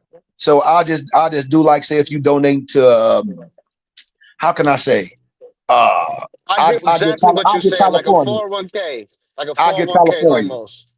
I'll give Okay. California. Put it like this: the state of California, you can give 60% of your earned income before taxes to your religious and charitable contribution of your choice. That's just the basic law. You can give 60% of your earned income before taxes to your religious and charitable contribution of your choice. Okay. That's just the basic law. Now every state is different. You know what I mean? Like and so to offset your taxes, and I'll give another example. In the state of Arizona, say if you make $65,000 a year, you got to donate 13% of your earned income to offset your taxes, what you're going to give Uncle Sam. So if you make about like 65,000, close to 70, you got to at least donate almost 13,000 a year to your religious and charitable contribution to offset your taxes. But here's the kicker. Here's the kicker, Noble Simeon. You part of the BBT, right? So you get in-kind Mhm. service. You know what in-kind service is? Explain that to me. See, please. see, in kind service is you get credit for your work. Like say, like my noble Malik, he's the minister of health and wellness. So he do our training every Saturday and Sunday. So say I can't pay him enough what he do. You know what I mean? But I only can give him like some of the accounts receivable. I give him a little stipend for his time. Thank you, Noble Lamarck, for doing this. As I can give him gifts. But I say what that service that he doing is worth $1,000 a month. You know what I mean? He doing it 2 days a week in his time. So if he was doing that at my temple and people would come in, and if money was coming in, I'll be able to give Noble Malik $1,000 a month just for that little time working out. But I don't have them funds coming in like that to where I can pay people and give it for their time, just like church people playing instruments. So I can give you in-kind service. So that in-kind service at the end of the year, say if I'm giving you $1,000 a month to do your workout, whatever, and we agree that's a good enough payment. At the end of the year, I'm gonna have to give you taxes and receipt for 12,000. You hear me? And that and that and that Hmm. and that in-kind service 12,000 receipt is going to be added on to your dues and your offering. And so that extra 12,000 gonna offset what you owe Uncle Sam to get you over that hump. You see what I'm saying? Because that's in-kind Ah, service. Yes. That's in-kind service. So say if a person is not doing their money right, and 10% of your income, you say you make 40,000, that means you should be given at least $400 a month, which is $100 a week. I don't even ask that from my muftis. All my muftis will tell you. Most of my brothers make at least that. Don't nobody donate $400 a month. No one. And so most people donate what they can. And so at the end of the year, when you do your taxes, you're going to owe. Why? Because you're not giving enough based off how much you're making and based off the local laws of how much to offset your taxes. Say if you make 40,000 and you only giving say $100 a month, you're gonna owe Uncle Sam. So if you was given based off the state law, say if you was given that 10%, it'll offset your taxes. The more you make, the more you donate. So if you making a certain amount of money, Simeon, and say you're not okay on your finances right now, you working on your finance, you like sheep. I just can't afford 10% of this, or you say I can't afford to give that right now. Fine, but you doing this and you do ministry and you hold classes and you teaching, you helping assist with other things we got going on, like Lamarck do, like when brothers do the stream yard. That's work. So say if we're at our physical temple, that'll be audio and visual. So I have to give them some type of stipend for audio and visual because that's work. And so they'll be able to get an in-kind service, taxes and receipt on what I agree and what they agree to, that service is worth. And so say if my noble say, man, I can give $200 a month and they making 40,000 a year. And I say, okay, well, I'm gonna give you in-kind service for your service. Once they take that in-kind service and what they're giving each month, it's gonna add up as total giving. You see what I'm saying? got it, got it. Roger, follow me real quick. For the Burning Bush Tabernacle, in order to use the name or as a minister, the church being an educational institution, as well as a religious organization and a bank. Mhm, Is there any way, not any way, um, which follow me? mhm, The a bank can loan, mhm, or there could be property of the religious organization, even intellectual property that's leased mhm, uh, to or loaned to ministers, mhm, uh, which accounts for debt. Um, and yeah, yeah. So it would be like, um, or as far as like our pendant bodies, when we have, oh man, I'm not even sure how to say this, but I know that that doesn't count as income, right?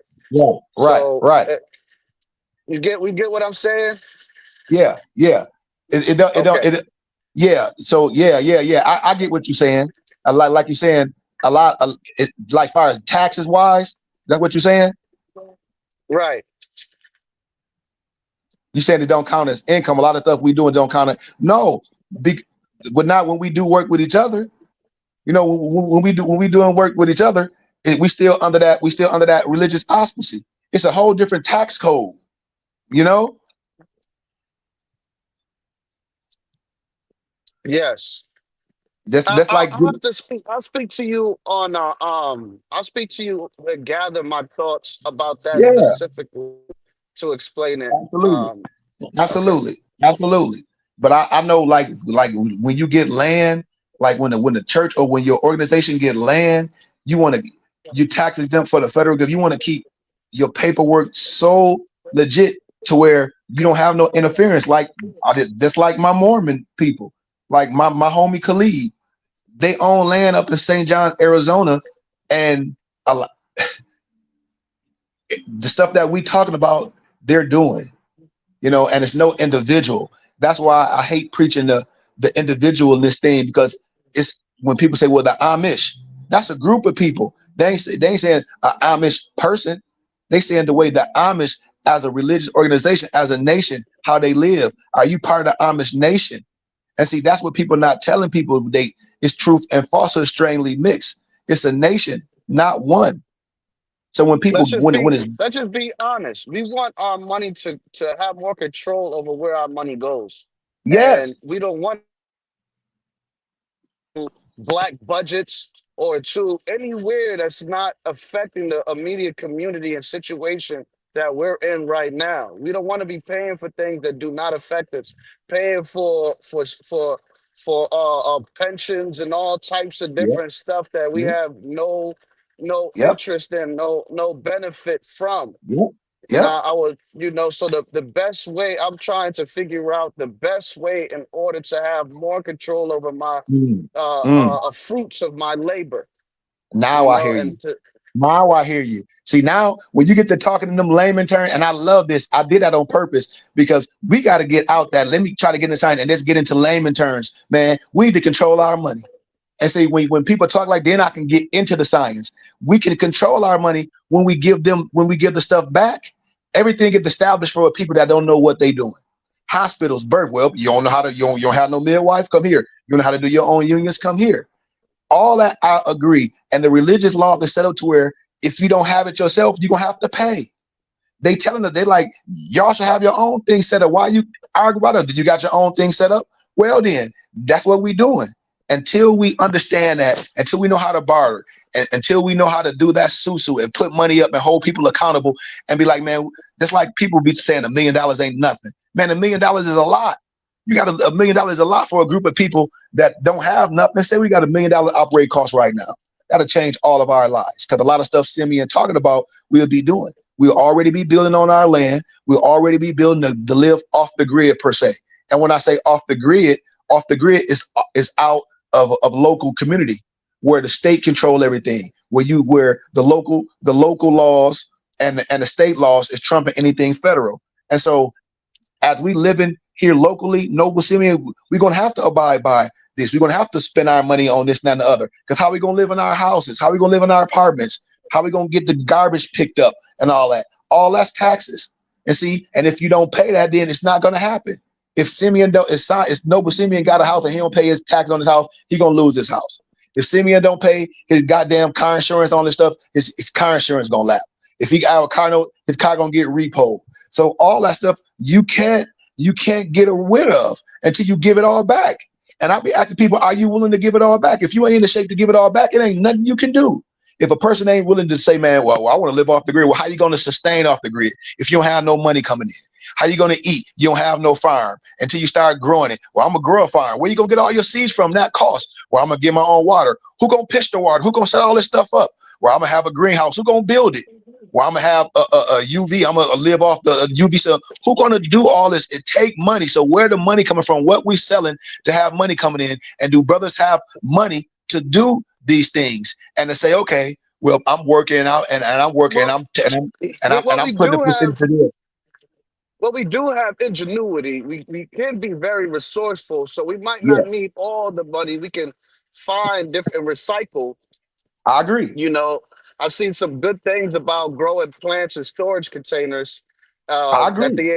cover like it's like almost like 50 acres. You can fit what the plants you can fit in certain storage containers with a technique that I've been researching. But Yep.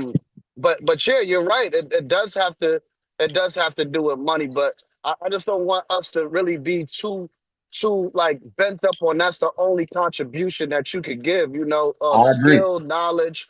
And really us binding together in the little bit of money that we have. You got to Yep. remember when a bank and this I don't know, you probably know this already, but when a bank goes for it to give a business money, they Yep. look at the cash flow. Income is very important, Yep. and with The 3 to ability to 6 pay back. months of proof of Yep. income, that Yep. they start offering you stuff. Yep. The ability Lines is of the credit, ability to pay back. credit, Yep. exactly. And imagine if 100 of us, even if we only make 20,000 a year, if Simeon, a you sound hundred like me. I'm agreeing with everything you said. I just said that to pull it out. I agree. I agree. I agree 5,000% with you, Simeon. But But this is the part that you're leaving out though, because this is the question that I have, right? mhm, I give you all of this money. I give not you. I give our church, our organization, our school, everything, right? mhm, mhm, How do we live? How do we get our disbursements or mhm. our stipends or whatever for the work that we do in the ministry? You know, That's a How- yep. And the work in the ministry got to be prosperous. Like people be forgetting, like just like if you a solid investor on something. If I'm saying I'm gonna be an investor, that mean I want some quarterly or etc. That mean it got to be prosperous. So whatever we have to be doing businesses. We have to be investing. We have to be selling things. We have to have things going on, no matter if it's items or nothing. So as we invest in our structure to live and all that, we also doing business. So what type of business are we in to be wanting to get a kickback, or get a stipend per se? Is it, all those ideas? What are we selling? Like what do we have to generate money coming in? Like what type of investments are we doing to say, well, man, okay, we can split all this quarterly? Or the first thing that I'll be looking at as a people, like you said, because if we are not going to talk about money, in just ideas and all that, that's great. But now we talk about time, which most people don't even. I ain't saying nothing. I'm not making no excuse because I make shit happen with pennies. I'm in Arizona. I know about all storage units. I go buy a storage unit right now, and just put it on the land. That's the type of person I am. I got a storage unit with just metal circle pins that you can fill up with water and all this type of stuff when anything happens. So I do that type of stuff. You know what I mean? Like we wow. own land, and with the metal rail cars, all that stuff out here in Arizona. I can take you to a field out here that sell all those metal storage bins out here right now. We can buy a couple of them for $1,000 a piece right now. And so it's people ready to have it, and people really gonna get involved to doing it because we don't have these conversations, Noble, Simeon, and I'm so glad that you here with this extra inspiration. It's like I've been saying the same thing when I say it ain't just about no money. I talk about money a little bit, but you only got to have a little bit. And then you got to have manpower, like my misnomer Mexican homeboys. They don't have no bunch of money, Noble Simeon. They got willpower. They got that Yeah, desire. they move over here. It be Yes, 6 of them, 7 of them in one yes, small apartment. yes. And see, Within a Noble Simeon, we're year, not willing to they do got that, Simeon. houses. We not, and I said sometimes, I was just telling my wife, sometimes we're not ready to do that even more. Is why we spoiled as hell. Right now, hell, I'm looking, my wife want new furniture. When we move, we don't even really need new furniture. But I'm talking about the being Americanized, where we wasteful, Noble Simeon. So Very we gotta, wasteful and don't yes, administer our estates. We don't like yes, to do the paperwork or take care of our responsibilities. And, yes, and that's why I agree with what you're saying because we don't really even. Do you really just want to use the car or do you really want the car? right, You don't need right, to have that shit in your name. You just need right. use rights. Give You it just need away. to You use it. Yes. exactly. And if That's we all you using it, we need using it for business. If we use it, we ain't for just write up and say business this is or for for business. ministry. Yes. Now I be telling people to get it. I said we either use this for ministry or business. Why? Because it's paying for itself. You Are know? you a fan of have you heard of real estate wholesaling? Yep. Yep. Getting them contract, man.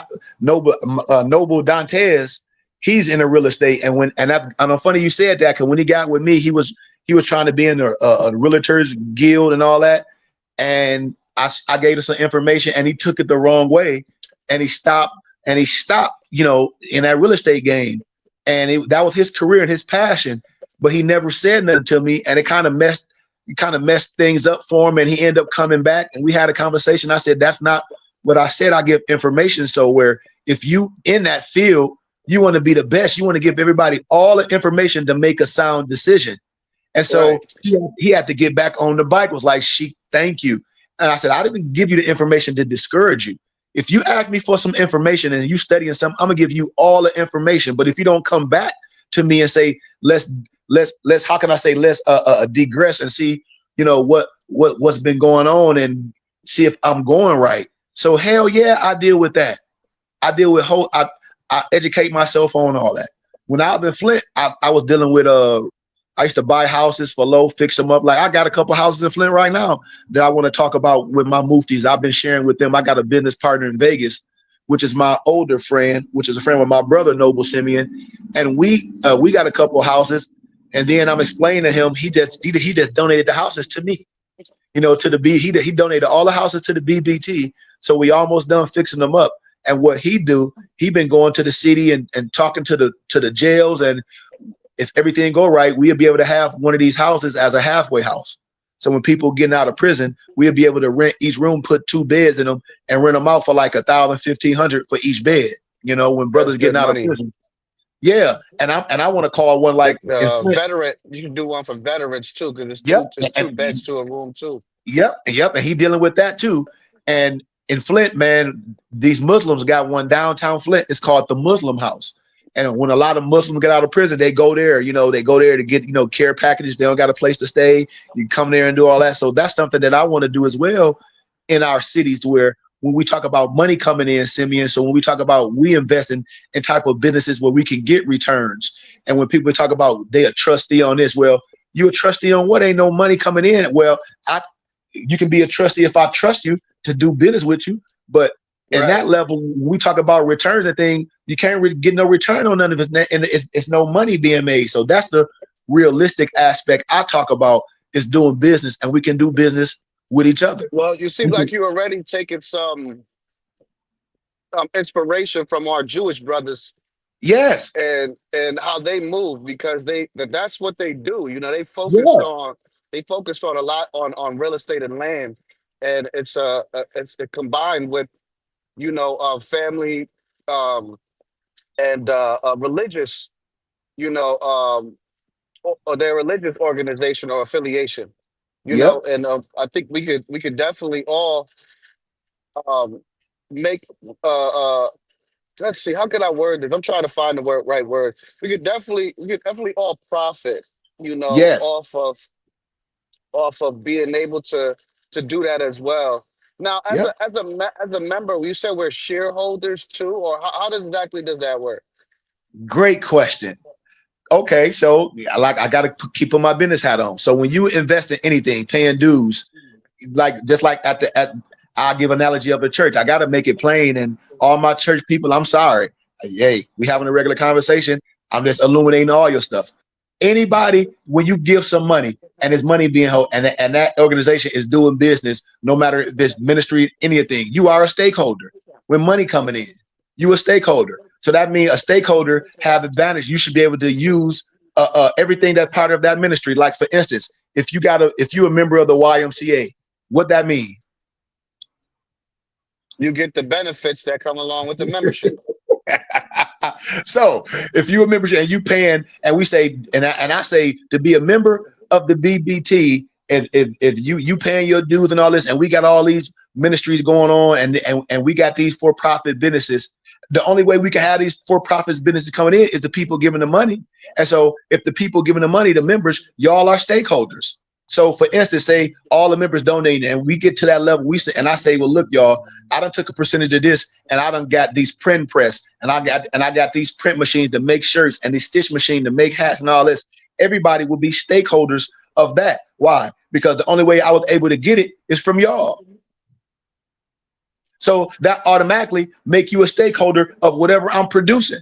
Now it just depends on what type of contract that we can agree with, to where say, okay, well, y'all gonna get this for free, or percentage of this, and off the sales, what we produce, and if people shipping them out, whoever investing on this, we got to split that. So you are a stakeholder, you are an investor, just like any mega church, anything. I don't see how the people don't understand to be, and you are an investor, because it wouldn't be mega without you. The mega come from the people. I don't care if it's no church or nothing. You're not none of that unless the people giving. So if TD Jakes or anybody, they got their own broadcasting, television, and all this. Who are the investors? Who sit on the board? Who are the ones that's getting paid? Because all that stuff TD Jakes got is through ministry. TD Jakes, all those TV shows, all that stuff is through the ministry. He didn't want no big businessman and say, okay, well, I'm a investor in real estate, so I'm gonna take this. No, all TD Jakes stuff from real estate, from all he got, came from ministry. All the TV show, the movies came from ministry.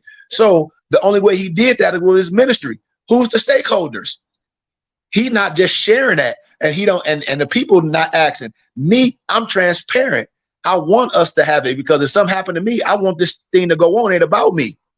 You know what I mean? So that's why I say y'all are stakeholders, because everything that y'all invest in the BBT, and whatever type of business the BBT do, y'all have to reap some of the benefits.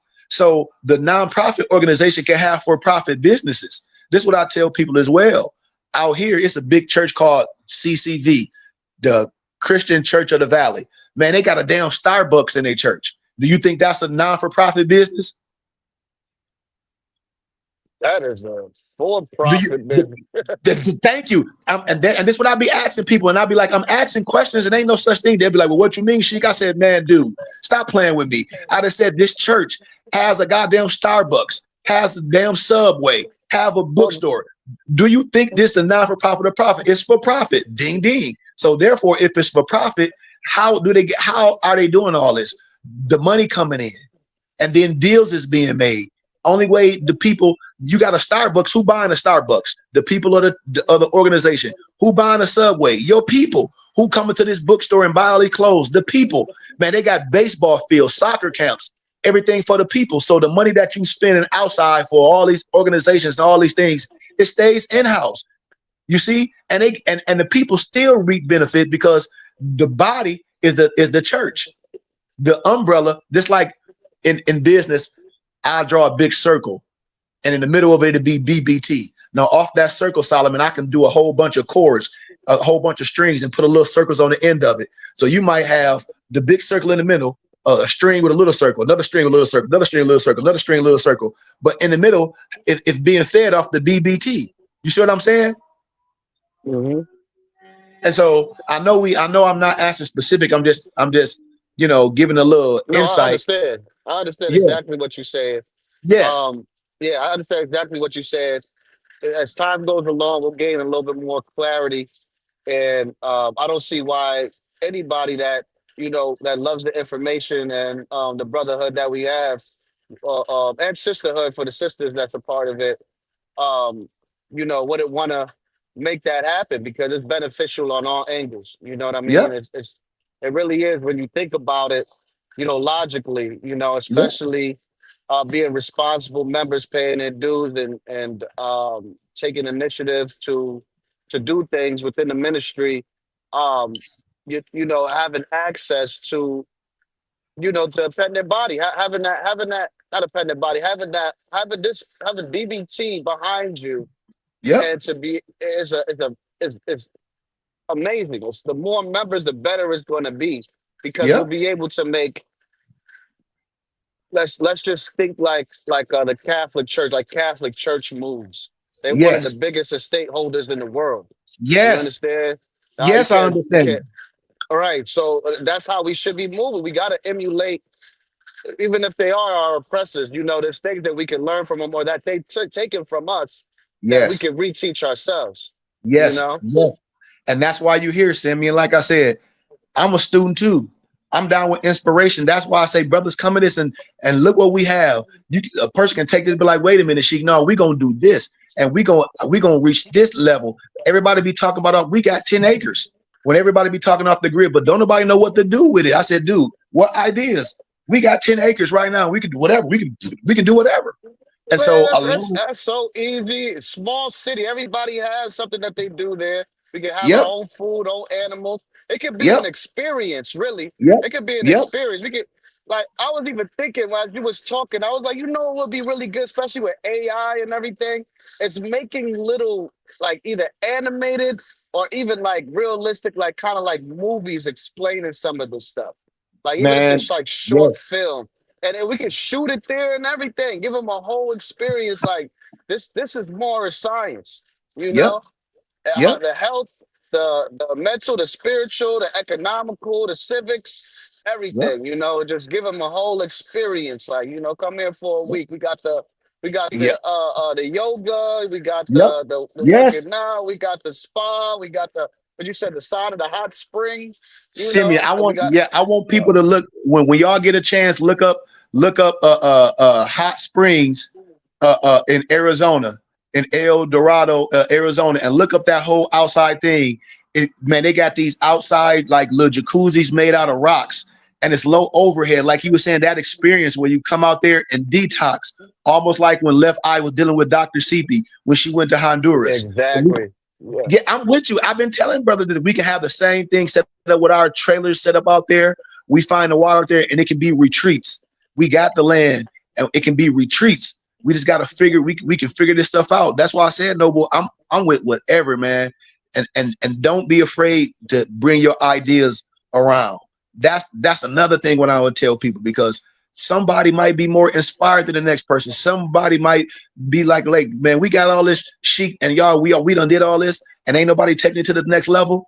Don't be afraid. You ain't stepping on no, and you damn sure ain't stepping on my toes. I already told you that. You ain't stepping on my toes. You inspire me, just like Brian inspired me, just like Lamarck inspired me.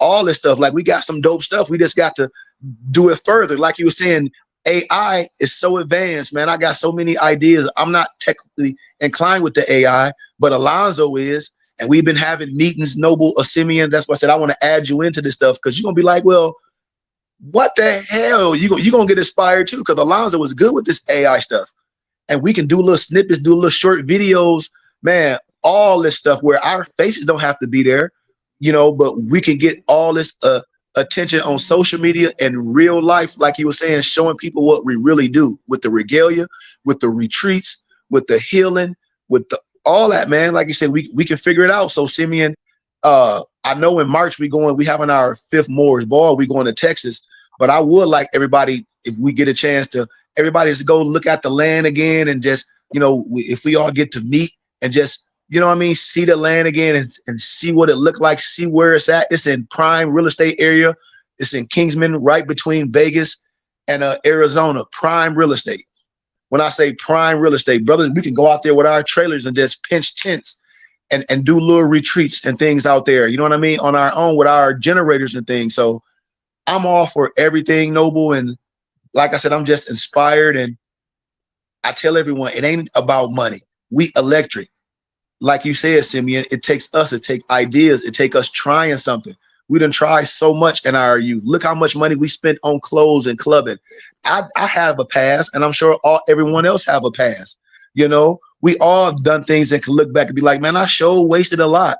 Why don't we take that same energy and say, let's see what happens with this and go all in? Because my plan A is my plan B. Simeon, I have to be honest. I invest my time and my effort and my love in this. So I just want to share this with y'all, man. And as you get inspired, as you at work, and as Lamarck at work, and as Brian and all of us, we come together and try to figure it out. But I want to add you in there. We're going to do a new text stream, and I'm going to add you in there because we talk to each other every day, Simeon, and we have meetings. We try to have at least every other week to talk about business, to talk about a lot of other things we got going on. And just your input can inspire us, man. Like we got tea companies and things like, and I'll close with this, like Noble Moso. He do massages. He a herbalist, and like I was trying to tell people, we need to get a machine, a vending machine, and we all put in on it and put a vending machine where it need to be. Just all these little things where people got stuff going on. I like to try stuff. I don't look at it as an L. I like to try things, and inspire other people that got stuff going on already. Be like, man, have you ever thought about getting a vending machine? Go around and ask places. Go around and ask the all the gyms. Go around and ask certain places, do they want a vending machine with healthy snacks and healthy teas in there? Somebody gonna tell you, yeah. When you get that yes, bam, then you go get the vending machine. Why? Because you already got the product. You know, just like with me. If Simeon get inspired and Simeon say, "She, man, I got a little place out here out in Washington." Where, man, it's a little building, man. We can have classes here, but this can be our boutique because Simeon liked the gear, and Man, Simeon can I'm say, glad you said that. "Hey, Simeon, It I was just, told you, Noble, oh man, Noble, when I'll you be, really align when you will really align yourself with your aspirations, your I ams. Because I be yes, proclaiming every morning. I got my morning rituals that I do, and I Simeon, proclaim. I I'm speak it in all this over every you, morning. And a creative studio is one of them. Doubled as creative studio warehouse that doubles as a living space. I had That's to it. get on your page. I had to look at you. Like, I see one. It was $2,000 a month. I was so close to getting there, and I was just going to live in there and take showers at the gym. But it yep, had like a now, whole bottom floor, had two offices on top. It yep, was beautiful, bro. yep. And see stuff like that is me and you think alike because me and my partner in Vegas, we was close. We almost got a warehouse close by the strip, you know, to where it was a big warehouse. You can have like we can have all our items in there to where we'll be like a distributor. We can ship everything out, but we can live Right. upstairs. But it had a it Yeah, had a you it can had a shower manufacture unit. everything in there. Yes, yes. And we was gonna have it as a one-stop shop because we was gonna live there too.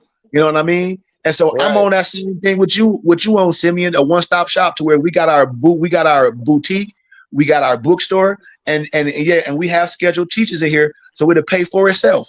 We have after school activities, a computer lab, all that in there. That's it right there. Yeah.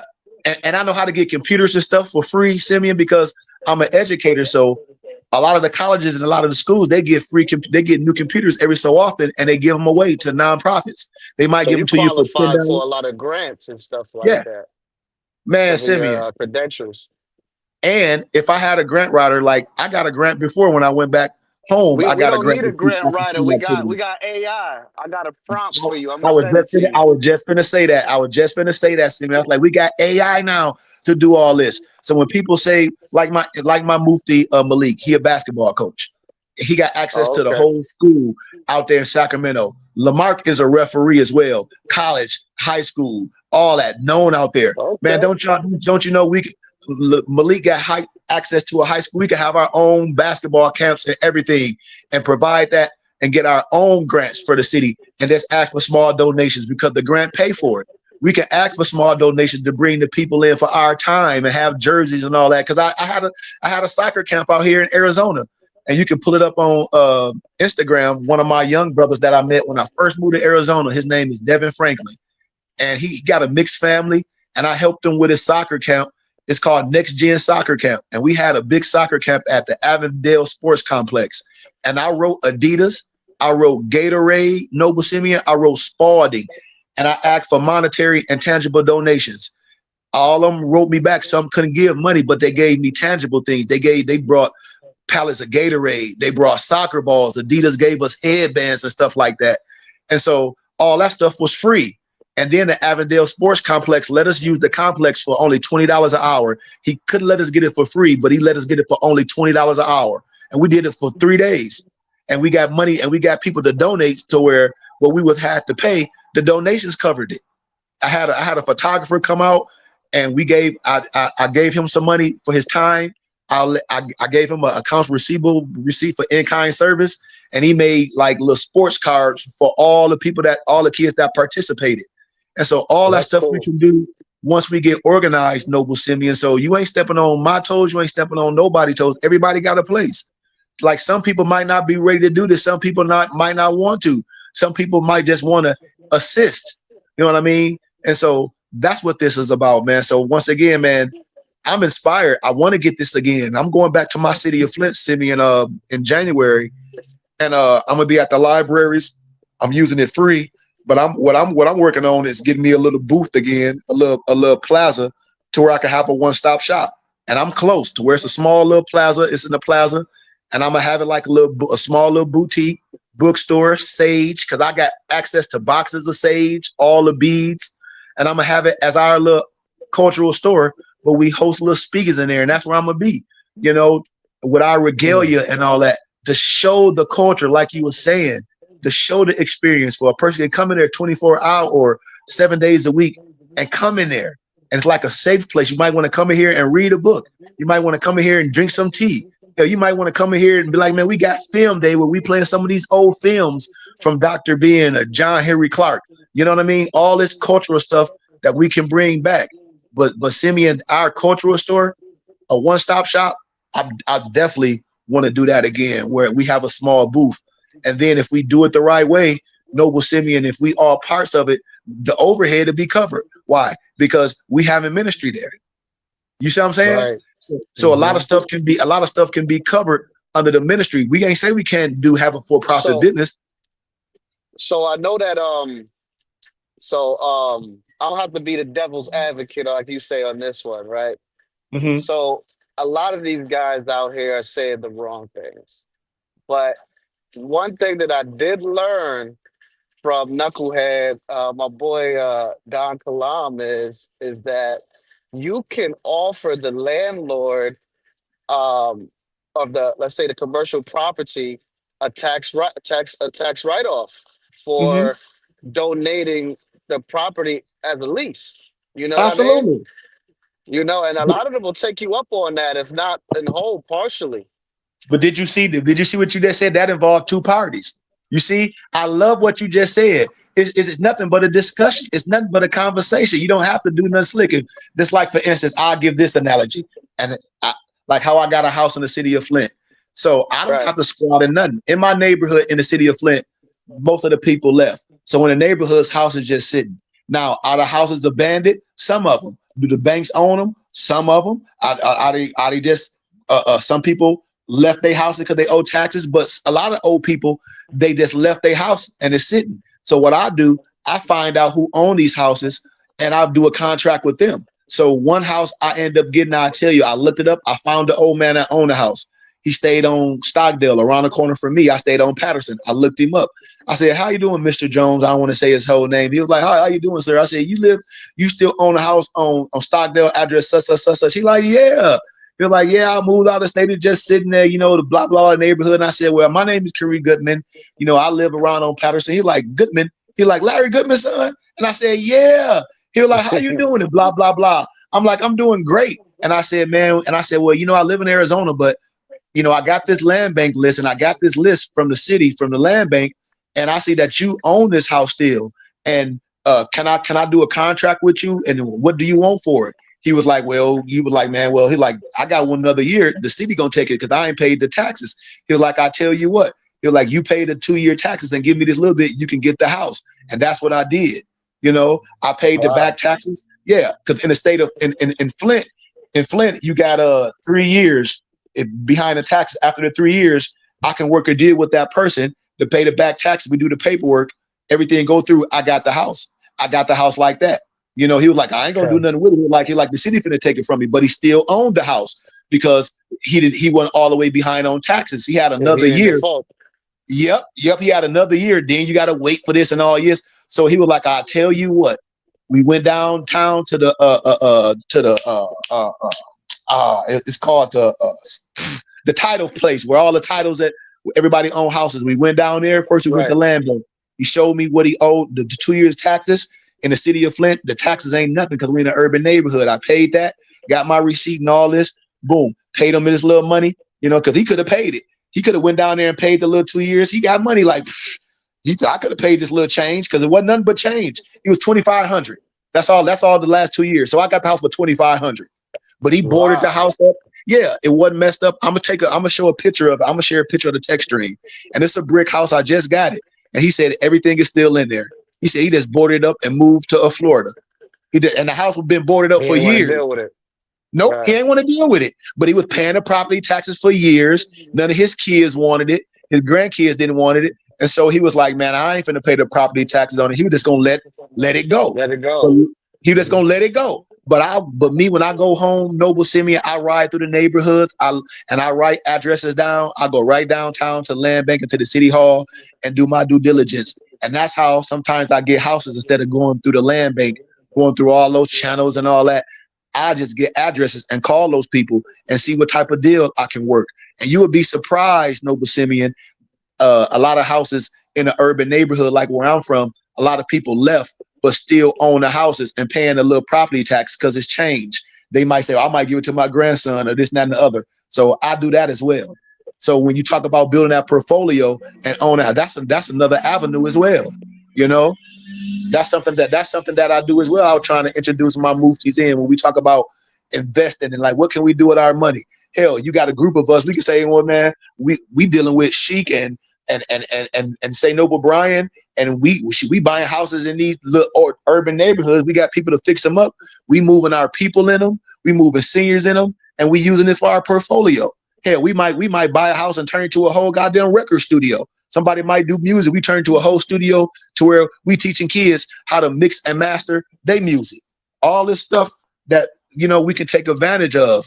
I'm all into real estate. I'm all into that. I'm all into building a portfolio, but I want to teach people to do it the right way to where you ain't getting scammed from no one, or you ain't seeing the land, or somebody telling you can get this house and automatically flip it. Nah, man, it don't work like that. Like, you got to have a whole crew that know how to do the work. You got to go in and look at the house to see what it's all about. And I have access to do that, so it's so many ways, like you were saying, that we can maximize things with a crew. I'm with it. I'm with all your ideas, man. So I know we've been going for about 2 hours, but it's okay, man. And anything else, Simeon? But I am going to add you into our cipher as soon as when Lamar get a chance. Maybe our next adapt meeting. Before we do that, we'll add you. And we like I said. Last thing I want to say is that Brian had he was talking right before you had got in, and he was mentioning no, it was another gentleman. I think it said Lamar. Yep, Lamar. Lamar. We was all talking, and basically was talking about how far all of the movies had came since they started. The changes that's been made. Man, I haven't even been with you guys that long, and the synergy and the confluence is just beautiful, man. And I just continue to be inspired every day with new information, with opportunity, and just really being around a lot like-minded team is so important. And I just want to share this with so many people that I know, because they need it. We need it. We need a place, especially as melanated men, as Moors, that we can come and feel welcome and secure and safe, and have a position where where we matter. We feel like we matter. You know what I mean? It doesn't have to be. We don't have to be blood. We don't have to be Crip. We don't got to be GD. We don't got to be Vice Lord. Right. To have have support, have backup, have like-minded individuals, and what you call OGs, the elders that's teaching us and guiding us. So I just want to just say that. Gratitude, man. And I'll have nothing but gratitude for all I've learned so much, Simeon. Like, a lot of stuff I didn't share. Like, my baby brother was murdered. Akil Jelani Goodman Bay. My brother was murdered in the city of Flint. I seen my cousin murdered. I seen my best friend get murdered by his brother. And so a lot of it was for healing with me too, because a lot of stuff I couldn't talk about. But my brothers, they calm my spirit, and this is therapy for me as well. Because I was lost, Saying when my brother was murdered, man, I was lost. Like I was mad after word. I was questioning the God, like, wait a damn minute now. Hold on. Simeon, like, wait a minute. Like these niggas done killed my brother. You know what I'm saying? So I was, yeah. And so when people be acting like I came in, I'm realist too, man. I would feel like the Grand Reaper for a minute. That's why to be heaven, you have to see hell. I done seen hell. I done lived it. I've experienced it. I've seen it for myself, and that's just my experience. I was hell. You know what I mean? I was walking as hell. I looked in the mirror. My wife would tell you, man, I was scared of my own self. I had to cut my hair. Shit. I'm looking in the mirror. I'm like, man, I like something was wrong with me. You know, I couldn't shake it because I was mad. I was angry. I was mad at the creator. Like, man, I was questioning so much. Like, man, why my brother? Like, why not me? And then, like I said, the Holy Spirit came. He was like, man, don't question this. Let me show you something. Let me show you something. Like, you ain't the only one. And so my brothers allowed me to open up, allowed me to talk to it, allowed me to celebrate his life a little bit more. And that was the inspiration. Like, I used to go to a lot of the schools and talk to kids, and a lot of people knew my brother. And they'd be like, man, you look like Akil Goodman. I was like, yeah. They're like, you Kareem? And everybody used to be like, well, how are you surviving? Like, how are you still going? And that was inspiration for me because I met so many people that brothers was killed. And they were like, well, how you surviving and all this? I said, man, I just totally gave my life to what I believe in. You know, that was for me. And when I met all my brothers, man, and all they inspiration and they testimonies, because man, we all done been through. Like Brian even got a story, you know, and I know Brian don't mind me saying a little bit of this. Like Brian, you know, had to figure himself out. Like he was in the world, you know, and he was like, Sheik, I had to live in my car before, you know, stuff like that. So all this stuff is inspirational, and we all have families. Look at us. Not saying we bad people, but some choices can put you in a situation that you'll be like, damn, I made a bad choice, you know? And so that's why I always tell brothers and sisters what this cipher has done for me as a getting ready to be 49, man, and I'm still a baby. This man is allowed me to be honest and open up and use all my past healing to be transparent and show brothers like, man, hey, don't be afraid of that. Use that as healing, you know, use that as where you can look back and be like, look how far we came. So I just use it for inspiration, man, and I help somebody, you know, heal And because that's good, you know, and it takes strength to go through those things. But when I Mhm. look back at the root of things, it's what we idolize as when we're growing up and the environments that we're in Yep, that make us into these things. You know, we don't yep, have nothing to yes, look up to. We don't come have on, nothing to look up to. yes, I'm sitting here. I'm from the Bronx, New York.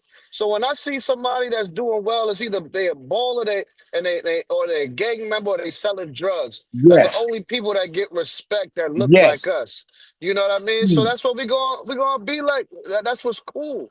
So, yep, but if I knew about this type of knowledge and I grew up with this knowledge, I would really know what cool is.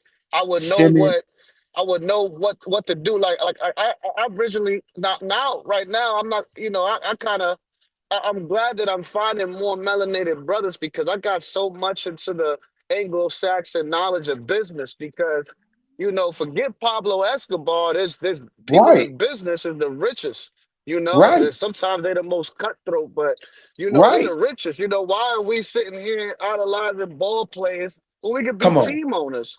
Why are we and sitting here idolizing drug dealers when there's people that's doing illegal like in pharmaceuticals making yep. billions? You Yep. know, Because we ain't come out trillions the womb wanting to be no. I tell everybody we ain't come out the womb wanting to be no gangsters and no thugs. That was program learned. They did that to keep us out program. of business. Because every athlete, most of them, entertainer, all their money go back. If real talk, when they done all their days over, all my homies that I went to school with that went pro, my team cleats, all them Negroes got jobs. I hate to say it like, but I'm being truthful. Like It's none of them sad. did. They don't own nothing in the community. They don't own no houses in the neighborhoods we grew up in. Everybody come back home and sitting in front of the old abandoned house, in front of raggedy ass houses. And this real. Well, I just shared something in the text stream about Sebastian Telfair, his goofy ass back in the projects and all that dumb talk after making millions. And that's what we go back to because, like you said, financial literacy is not taught, It's Simeon, and not I, taught. it's not taught. Financial literacy is not taught. Okay, what I'm gonna do with all these millions? If this right now, if I'm a basketball player and I'm down with my science, I need to be linking up with Simeon. Why? Because I need to be my basketball days over. We need to own our neighborhood. We need to own all these houses and this building right here. This needs to be our temple and school. And this is our religious community. This is our Moorish neighborhood. When you seeing brothers in feathers on, you seeing brother can come and learn. That's what I'm about. And I agree. Right. And I'm 48, Simeon. I said the same thing you said. I said, man, if I was around other elders, because yeah, we don't want to listen to our dads all the time, you know, like that. But if we had our Right. older brothers and other people in the neighborhood that we looked up to with our father's support, you know, man, we would We this would, would this would be what we'd be on.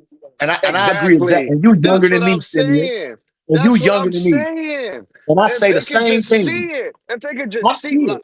I don't know. I know you do because you brought me into this side. Like, I found some knowledge on my own, but you brought me into this side. I know you see it because the way Yep, that you carry yourself, you the haberdasher. You know what I'm yep, saying? So if yep, they could see the flawedness of it, the coolness of it, you know what yep, I mean? Like it's cool to read books. It's cool to have knowledge of self. yep, It's cool to run yep, a business. It's cool, yes, and we need yep, to stop. And the thing is that I don't like about Christianity so much is that how much they chastise you and demonize you for your natural urges. And yep, more science teaches it a little bit different. You know what I'm yep, saying? You can learn about self and it's not like cringe or oh I'm gonna go to hell. Let me pray about this. You know what I'm right, saying? right. You know what I It mean? ain't It's no still wrong having right that. and It ain't wrong. no wrong having no fly shit, Simeon. Ecclesiastes Nah, it's chapter not. 10, verse 19.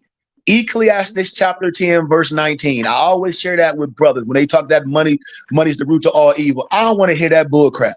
Ecclesiastes chapter 10, verse 19. Wine is made for laughter, but money trumps all. Point blank. That's biblical scripture.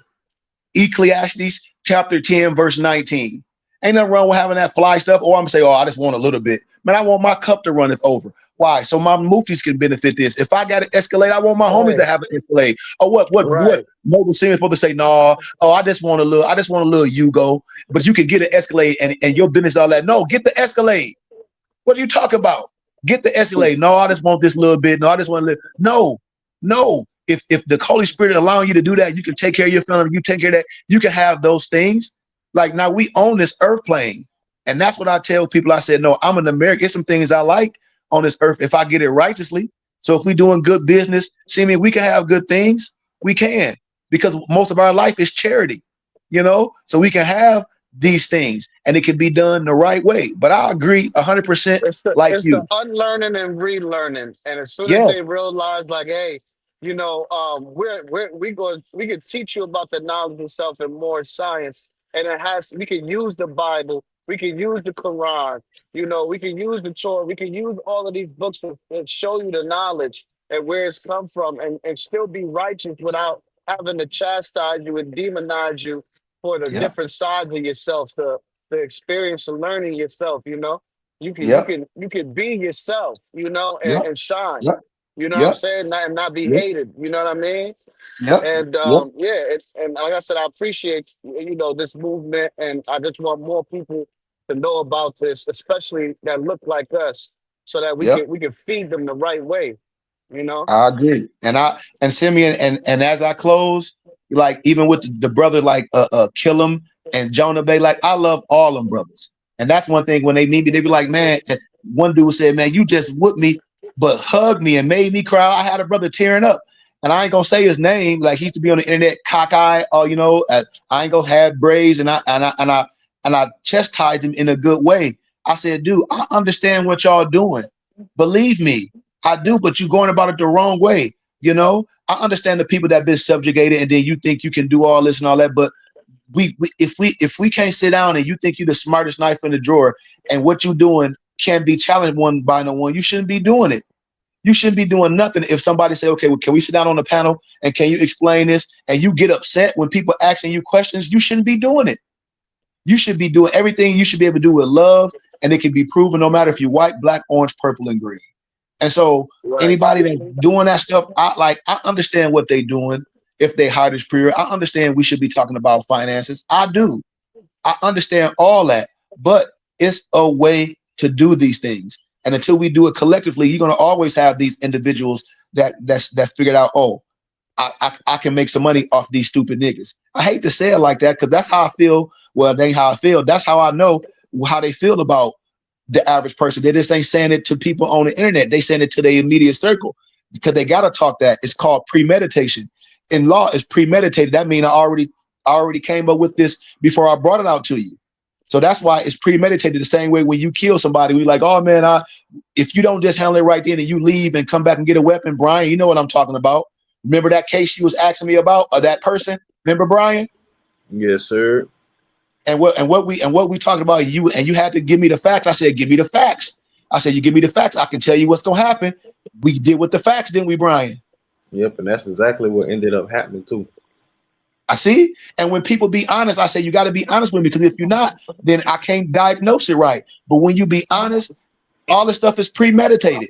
And so when they go to court, they can be like, "Oh, you thought about this? What you did? You went home, you wrote a whole plan out, you wrote this whole scheme out to premeditate, defraud your own people." So that's why I laugh at them, and I'm like, "This all premeditated." What you mean? All premeditated, a scam. So that's worth as somebody killing you. That's why I said what they doing, what the prophet did. They putting us back in slavery, right? Because it's all premeditated. Think about it. It's the same thing. What they done premeditated to get you caught up in the web. And so then when you get caught up, who gonna defend you in court? Watch this. Not them, are they? Not the person that told you to do that, right? Right. Come on. The dude Don Killam ain't gonna be in court with you right there. He gonna be like, man, you crazy. You know who you gonna get? You're gonna get a court-appointed attorney. And you know what you're gonna do? You're gonna plead to a lesser charge. So when you plead to a lesser charge, you know what you're doing? You are admitting that you're guilty. Done. Stick a fork in you. It's that simple. I know what I'm saying. If anybody say I'm not lying, I start telling you names. I'm trying to be politically correct. I say, dude, it's a way to do all this stuff. So for me, I'll tell I you just say, straight up. I had a they tried to get me for penalty of perjury mm-hmm, because I was on something called first offender, and Brian might know about that. They got it in Georgia. And getting my trucking license, it was a self-defense case, but it was my first charge, and I didn't know how to go about it. Not so you're supposed to tell them the eminent domain, that whole thing, superior size and strength. I was like 130 pounds at the time. The dude's like 6'5", 280, and he gets drunk. He's my co-driver in a truck, and he says he want to kill me. He tries to, mm, grab my throat inside of the cab of the truck. And, he ended up getting stabbed one time. Not even go crazy on him. It's after I left the military or whatever. I didn't go crazy on him. I just got him up off me. And, I couldn't stick and move inside that small cab. So mm-hmm, but I had left because I know that, from what he told me, he gets into it. So I had left the scene or whatever, try to get away from the situation. I'm thinking he calling his peoples because he from Georgia. mm-hmm. And he and this big dude talking about he gonna kill me, drunk, all of that, calls the police on me. Yep. So I ended up getting in some trouble or whatever the case is. And I ended up getting the charge, whatever. Push come to shove, they had me in jail for almost a year.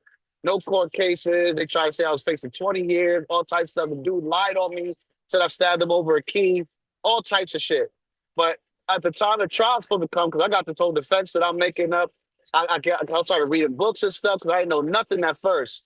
But so I gave it to my lawyer. He didn't care. You know what I'm saying? He just said when I got to the trial thing, and I brought my witness, even though he said not to. This is my lawyer now. He's like, you could go home today if you just plead to it. They put you on Mm-hmm. something on first offender. If you're good like you say you are, then you'll be Yep. all right. So they put me on. So and then mind you, they even let me go that day. They told me I'd be able to go home today. They even let me go that day. It was like 8 days later to get my credit for 10 months. My credit for 12 months and 10. I get my 2 years, good 2 months, good time. Right. And then they put me on an 8-year tail. Eight Yep. years, right? So I started getting into the knowledge, and I was like, I wasn't done right, and that's what really a lot of people get into the knowledge for. And I started looking it up, and I look on the docket in Georgia. It says order for termination. So I'm like, oh shoot, because upon completion of my probation, my rights Yep. are restored.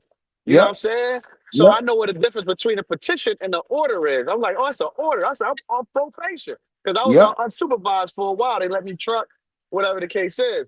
So for my birthday, I wanted to get me a weapon. So they had them questions there if I was a felon or whatever. I said no because my Yeah. rights are restored. Right. Now they put it on hold, and then I was like, hold on, this is weird. Now either they're not communicating or something's going on. So let me call them. I called them, and the clerk had fucked up. Yep. Basically, the order was right there in front of them, but the judge didn't sign it. Yep. Right. Yep. So, I'm like, damn, fuck. So I figured out, I get it all situated, I get it finalized. But then almost a year later, Pennsylvania called me like, yeah, you're a felon. You tried to get a gun. I was like, what? I'm not a felon. I got paperwork to prove that. He's like, well, I'm gonna press these charges, and that sounds like a good defense. Good luck. I'm like, I can send it to you right now. He's like, no, good luck, and hangs up the phone on me. So I'm like, damn. So I use all of that paperwork that I was getting from multiple people trying to even put my own spin on it, and it all Yeah. made sense. It all was good. Straight ignored me. Yep. Ignore. Yep. I had to really I was like, okay, well, this is what you got to do. You have your court guideline. Each court county has its own like guidelines for court that you got to Yep. follow through with that. You can't even get your paperwork in. They're not trying to hear you. Yep. But like I said, I used more traditional methods, but I did throw in a wit of poor Warren Toe because they was doing a lot of things that were out of their procedure, just for like arraignment. The judge is supposed to read you your charge Yep. and explain it to you. Well, they had everybody in the basement, and each table represented a judge, and the only person that was sitting at the table was the prosecutor. I was like, Yep. this is crooked. You know what I'm saying? So I put in a Yep. poor warrant. So I want to see that you guys have delegation of authority from Congress. That's really the only paperwork that I use that some of the pseudo law or the sovereign citizens, or like you like to say, paper terrorists use that I have put in Mhm. there. But that's a writ, just to make sure that they're doing things using the right procedure and that they got, Absolutely. authority, but that's not me saying, oh, no law can affect me or whatever. But then I have Yep. figured out that there's two elements for most crimes, except like statutory rape and involuntary manslaughter, stuff like that. There's not two elements. It's actus rea, that's the act that is illegal or prohibited. And then they have mens rea, that's the mind. For Yep. most charges, they have to prove that you had the mind to, like you were talking about, premeditated. They Yep. have to they have to prove that you were had Motive. the mindset to and a motive to commit a crime. And I'm like, my case was, hey, I have my minister paperwork. I wrote a book. I'm showing them all that I'm taking care of my kid. I ain't getting.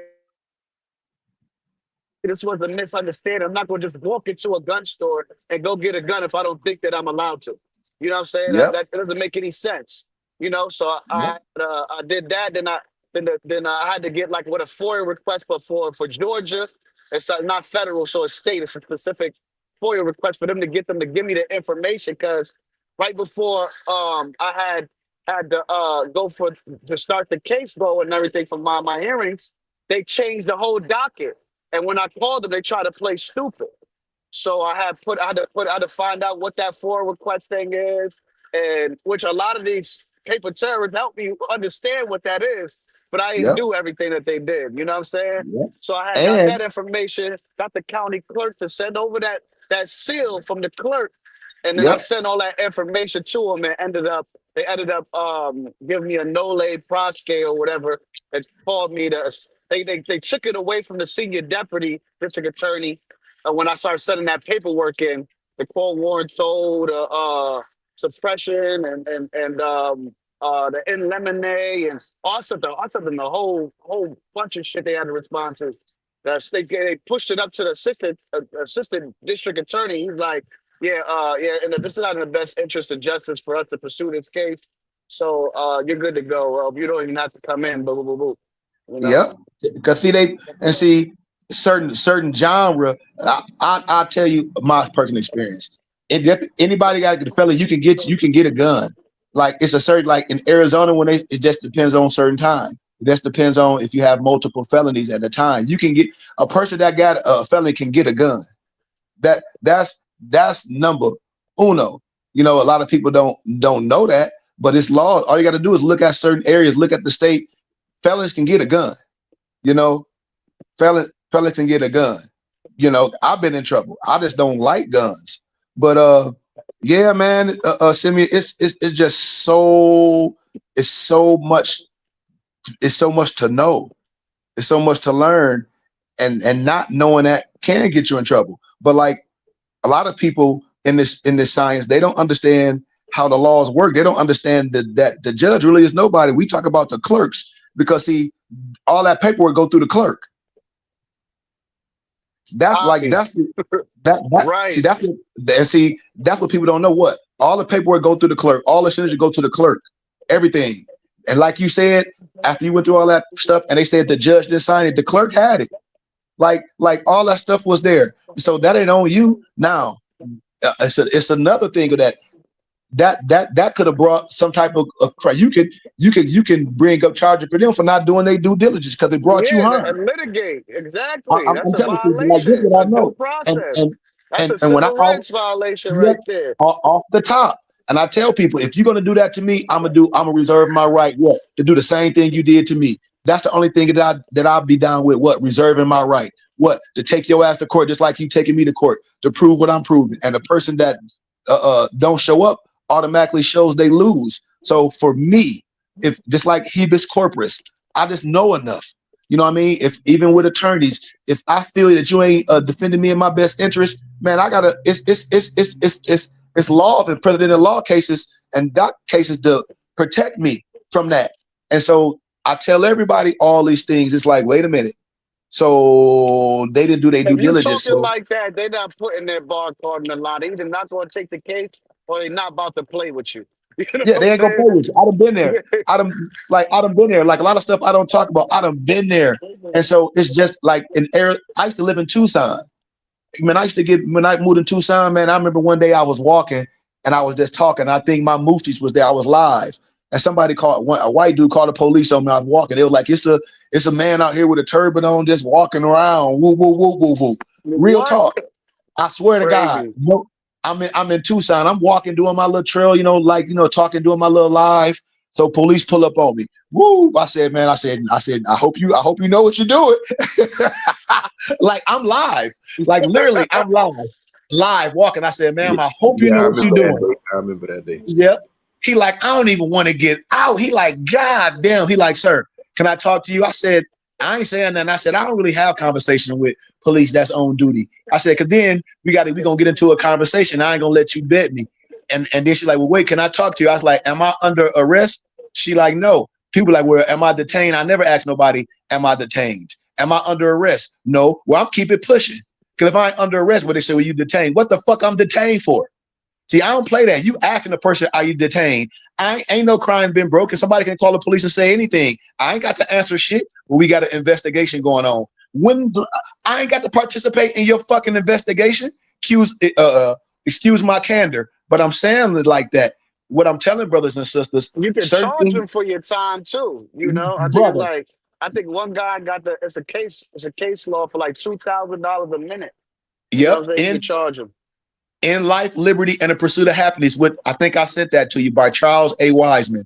You look in there, it's there when you being detained. That's anytime you get like, say if the police pull you over or whatever, and you got your license and registration, and they say they detain you or they want to put you in handcuffs in the back seats.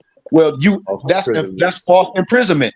That's false imprisonment. What's false imprisonment? What you stopping me from going where I want to go? Where you going? I can be going nowhere. I can be going in circles. I don't have to be going nowhere. That's false imprisonment. You can and it's certain a level of crime, just like small claims court. Remember, in small claims courts, it's a certain amount of number that you can't exceed, and it's the same thing with this, like false imprisonment. That's a crime. You got to know this. Anytime you being stopped from doing what you need to go from traveling, if you legit, that's false imprisonment. And I tell everybody to read Charles A. Wiseman and understand it, and then come back and have some real conversations. And then also the law governs all events. When more really get to see that, you'll be like, wait a minute, I know how to operate. Because that stuff, talking to a regular cop, do you know this, and the other? No, no regular cop don't know none of that. The whole thing is to go home and go to court if you have to defend yourself. It's not to get into no verbal confrontation with no person in no uniform that went to police academy for a week and a half. He ain't go to law Yeah, they school. got exactly. This person ain't go to law school, so everything you telling him, they don't know. I promise you, they like a lot of stuff now. What they do have in their pocket, they have a sovereign citizen a thing where you start talking a certain language, they be like, "Oh, this sovereign citizen noise." So they got a warning sign for that as well. Sometimes it I've works seen depending it. I on read it. yeah, depending on if the Yeah. cops don't want to deal with it, they don't know. But what I'm saying for a fact, been through this, been pulled over a plethora of times, for well, you was speeding all this, man, you wasn't speeding. Show me on your radar. Okay, well, I'm gonna go to court. Most times they don't even show up. Cause I'll be there, I'll be live, I'll be recording everything when I be driving. Why? For my proof. I'll be having sometimes I have my phone on my speedometer and I'm like, you lying, I'm gonna go to court and I'm gonna show up and I'm gonna defend and I'm gonna put charges on you. What? For wasting my time, for false imprisonment. I could have been doing something else. It's a certain pay for this. That's small claims court. So I play the same game as they play. Or you want to play the court game? I'll play the court game too. I'm showing up. I ain't broke no laws. So I tell everybody this. When you drive and you got your license and registration and the police pull you over and you give them your license and registration and they tell you you're not under arrest, but you being detained and you ain't broke no laws, man, I'm hollering at you. What? I'm finna hit your oath of office. What you mean? I ain't gonna tell you that, but you have an oath to what? To protect the Constitution. That's the oath of office. Every police officer has an oath of office and a bond. Point blank, asking what they oath for office is to defend the Constitution. See, these is facts. And so it's a certain level of understanding. And I tell everybody, never get into a verbal confrontation with a regular police officer. They don't know nothing. If they're going to give you a ticket and all that, you ain't got to sign. Ain't no law saying you got to sign no ticket. You know what I tell people? Well, he said it's signed. Take the ticket. You ain't admit no guilt, but show up. Show up and defend yourself. I tell everyone that. And the last thing I want to say, like with your situation with that gun, if you had, with your situation, Simeon, where when you was at work and you registered to get your gun, if you had someone that was representing you in your best interest, like your legal own, what was that show with Thurgood Marshall? And he had his the other dude is his legal representative, the person that represents you in the best interest, where they go look up all the precedent and law cases, the doc numbers, and the free information. Paralegal. That's what I do. And so I don't never tell nobody don't get no attorney. I say, you got your attorney? Now you better hire me as well. Why? To be a watchdog for your attorney. So I might be in court right there, sitting right there, and your damn attorney or your lawyer out there playing The stupid. attorney doesn't do none of that. They got paralegals that do all of that research for them. Or they Get play all of the stupid. shit. They'll act like they don't Or they know. play stupid. Yeah. Because they'll have to tell you about They court. know procedure. They don't be studying law as much as procedure. Yep. They ain't gonna tell you. They ain't gonna tell you precedent in law case. They ain't gonna tell you a doc number and a Free Information Act. Precedent in law cases and doc numbers and Free Information Act. Precedent in law case. I'm gonna get a case that the same person did it. They might be a European and judge my client in the same parameters as this person that you had in your cases. You can't make no example of this person. Why? Because in your chambers, you had this same so-called crime or infraction, and this is what happened. Judge my brother in the same parameters of this. And so you got to know this stuff to be able to bring this stuff to these lawyers and judges to hold them accountable. And if you don't know that, don't you know the damn attorney or the lawyer work for the courts? What you mean? He gonna get paid or she gonna get paid regardless if he or she win or lose. They still get paid. Yes, they Think going to about it. lunch and playing golf right after you get 100 years. Yeah. Why you think they can go in the chambers and it's called the verbiage will come to me. It'll come to me where it's almost like I can work a deal. I forget the proper verbiage. I have to go in my notes. But it's settlement. No, it's a language where I can go in and make an agreement with the judge, and when I come to court, all I'm doing is playing arena back and forth because we already done came up with an agreement in the chambers. It'll come to me in a minute, but yeah, we already go in the chambers and come into agreement. We just playing arena. We just hitting the ball. We just playing tennis. But both attorneys know the outcome because we went in there and did an agreement. So that happens too. It's called that. Is it a quid pro quo? Quid pro quo. I might be pronouncing it wrong. I think I'm right though. Quid pro quo is something for something. That's what I'm talking about. Yeah. That's it. That's it. It's something for something. So when you see these lawyers and prosecutors, they be in the judge chambers, the prosecutor and the defense, that's what they be in there doing. Quid pro quo, something for something.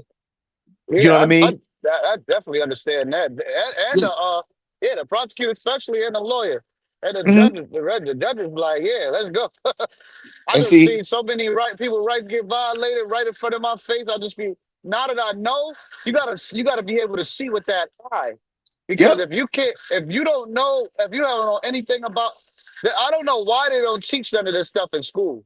You know, it's really an attack on the people to not Well, to not they teach give it. this information. They teach it in the okay. I'm gonna be honest. They teach it in the European fraternals. I have to be honest. They a lot of most of my Scottish Rite Mason brothers that's in fraternities at Harvard, Oxford, in the basement they have Gnostic libraries. That's why Bobby Hemmett know what he know. They are educators. Bobby Hemmett, C. Freeman L. They went to college. They But they I'm they talking they about they it like middle school minimum. You know right what I'm right saying? right In right middle right. school, they should start on that learning the rights and how to enforce and defend your rights and what's what. You know, because you Yep. just walking around thinking, and everybody has this indoctrination that as soon as the cop says you did something wrong, that means you're wrong. Like the cop can never be Yep. wrong. Yep. You know, And see, just I don't because play that. and just because you're getting convicted of something that automatically you could never really, or the word slips me, Reestablish. but you Yep. reestablish yourself after that. Like you can never Yep. come back from that shit. You Totally know, and false. that's And I'm they came to totally me with false. an awesome deal. I should have took it, but I was like, no, I'm gonna fight it because I know I'm not guilty. It was like, yeah, we're Yep. just gonna give you a misdemeanor, and you'll be good. Mind you, that felony was the only thing that's on my criminal record, and Yep. I'm like, no, I just got this expunged. I don't want nothing on there. They're like, oh, you want Yep. to play with me? Yep. We're not playing with you, or some shit like that. They try to start threatening me and getting loud with me and shit. You Yep. know? I went through it, man. I went through when I was expunging my record because I had got, when young, I got caught up with a little case. I got caught up with a little case. I thought I was a hustler dealing with my brother and them, Right. and the knowledge that I knew with my dad. That's why I said my dad is an elder. My dad went through masonry, but I'm my dad's teacher. He denounced a lot of that stuff because he was like, oh, Mm. he saw the game. Like you said, it ain't about money. It's about your affiliation. I hate to tell Right. people that, but I said you got to know this. And it's like when all these rich people get in trouble and they kids and that Jewish attorney go in there and be like, oh, it's your son. Don't worry about it. I'm gonna take care of it. It's their affiliation. You know what I mean? And so when Moors be getting in trouble and they be like, and I say, well, who's defending these Moors in the best interest? They'll all of them have corner appointed attorneys. And the brothers that be acting like they defending themselves, they go to jail. I'm being honest, or they be looked at as crazy, or they be harassed all the time, or they lose. Like with me, like I got my record expunged with no more stuff and no nothing. This basic law. Like I knew the law. Like in the city of Michigan, after a certain amount of time, you can get a felony off your record if you don't have nothing else on it. You know what I mean? You can get it Right. expunged. It's a very simple process. What you mean? You can get your guns as well. All that. I don't want no gun. I choose not to have no gun. And then like when I met a brother, he was dealing with this dude on the internet because it's going on right now. The dude like child support, you can end child support, this, not, and the other. And I say, dude, everybody lost, especially in the state of Michigan. That's not a federal case. It's not a federal case. You take that to the feds, you lose. The state picked that up. It's state and local. I'm sorry. Just like driving without license, I mean, that's not a federal case. That's state and local.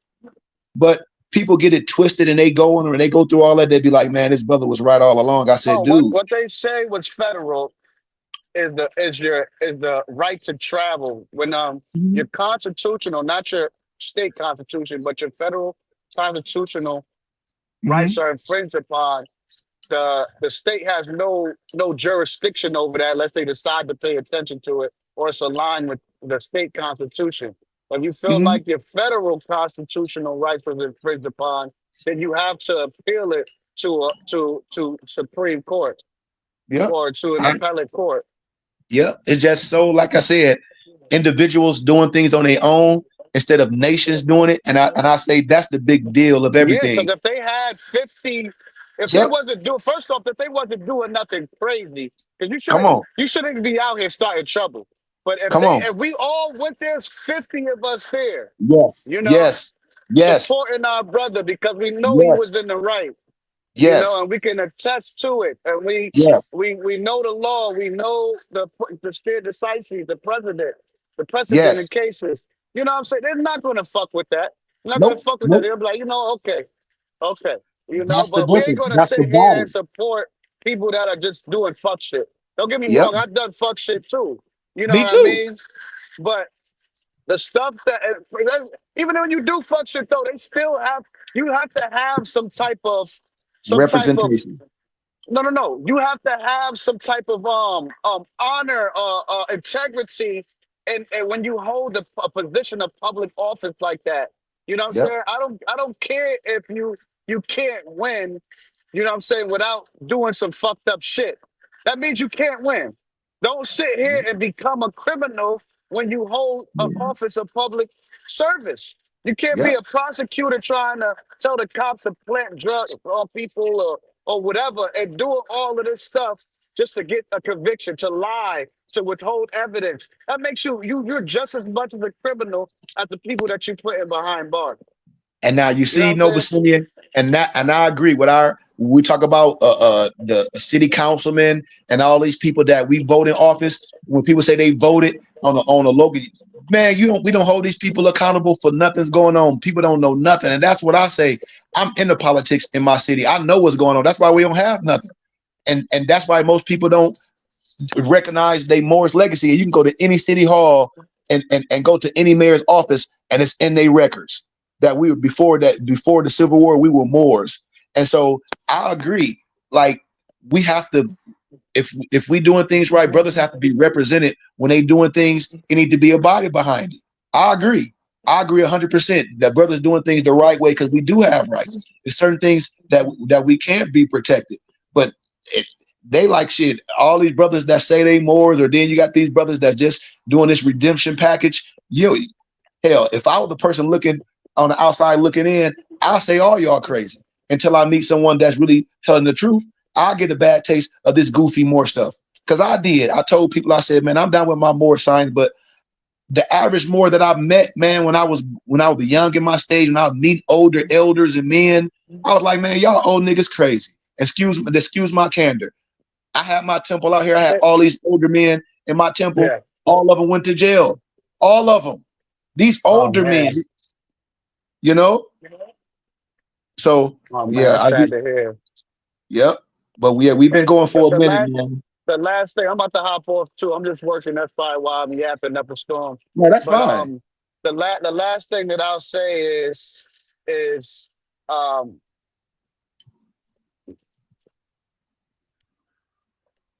if we all had the right minds and was doing it with a clean heart, then we would start with who are we?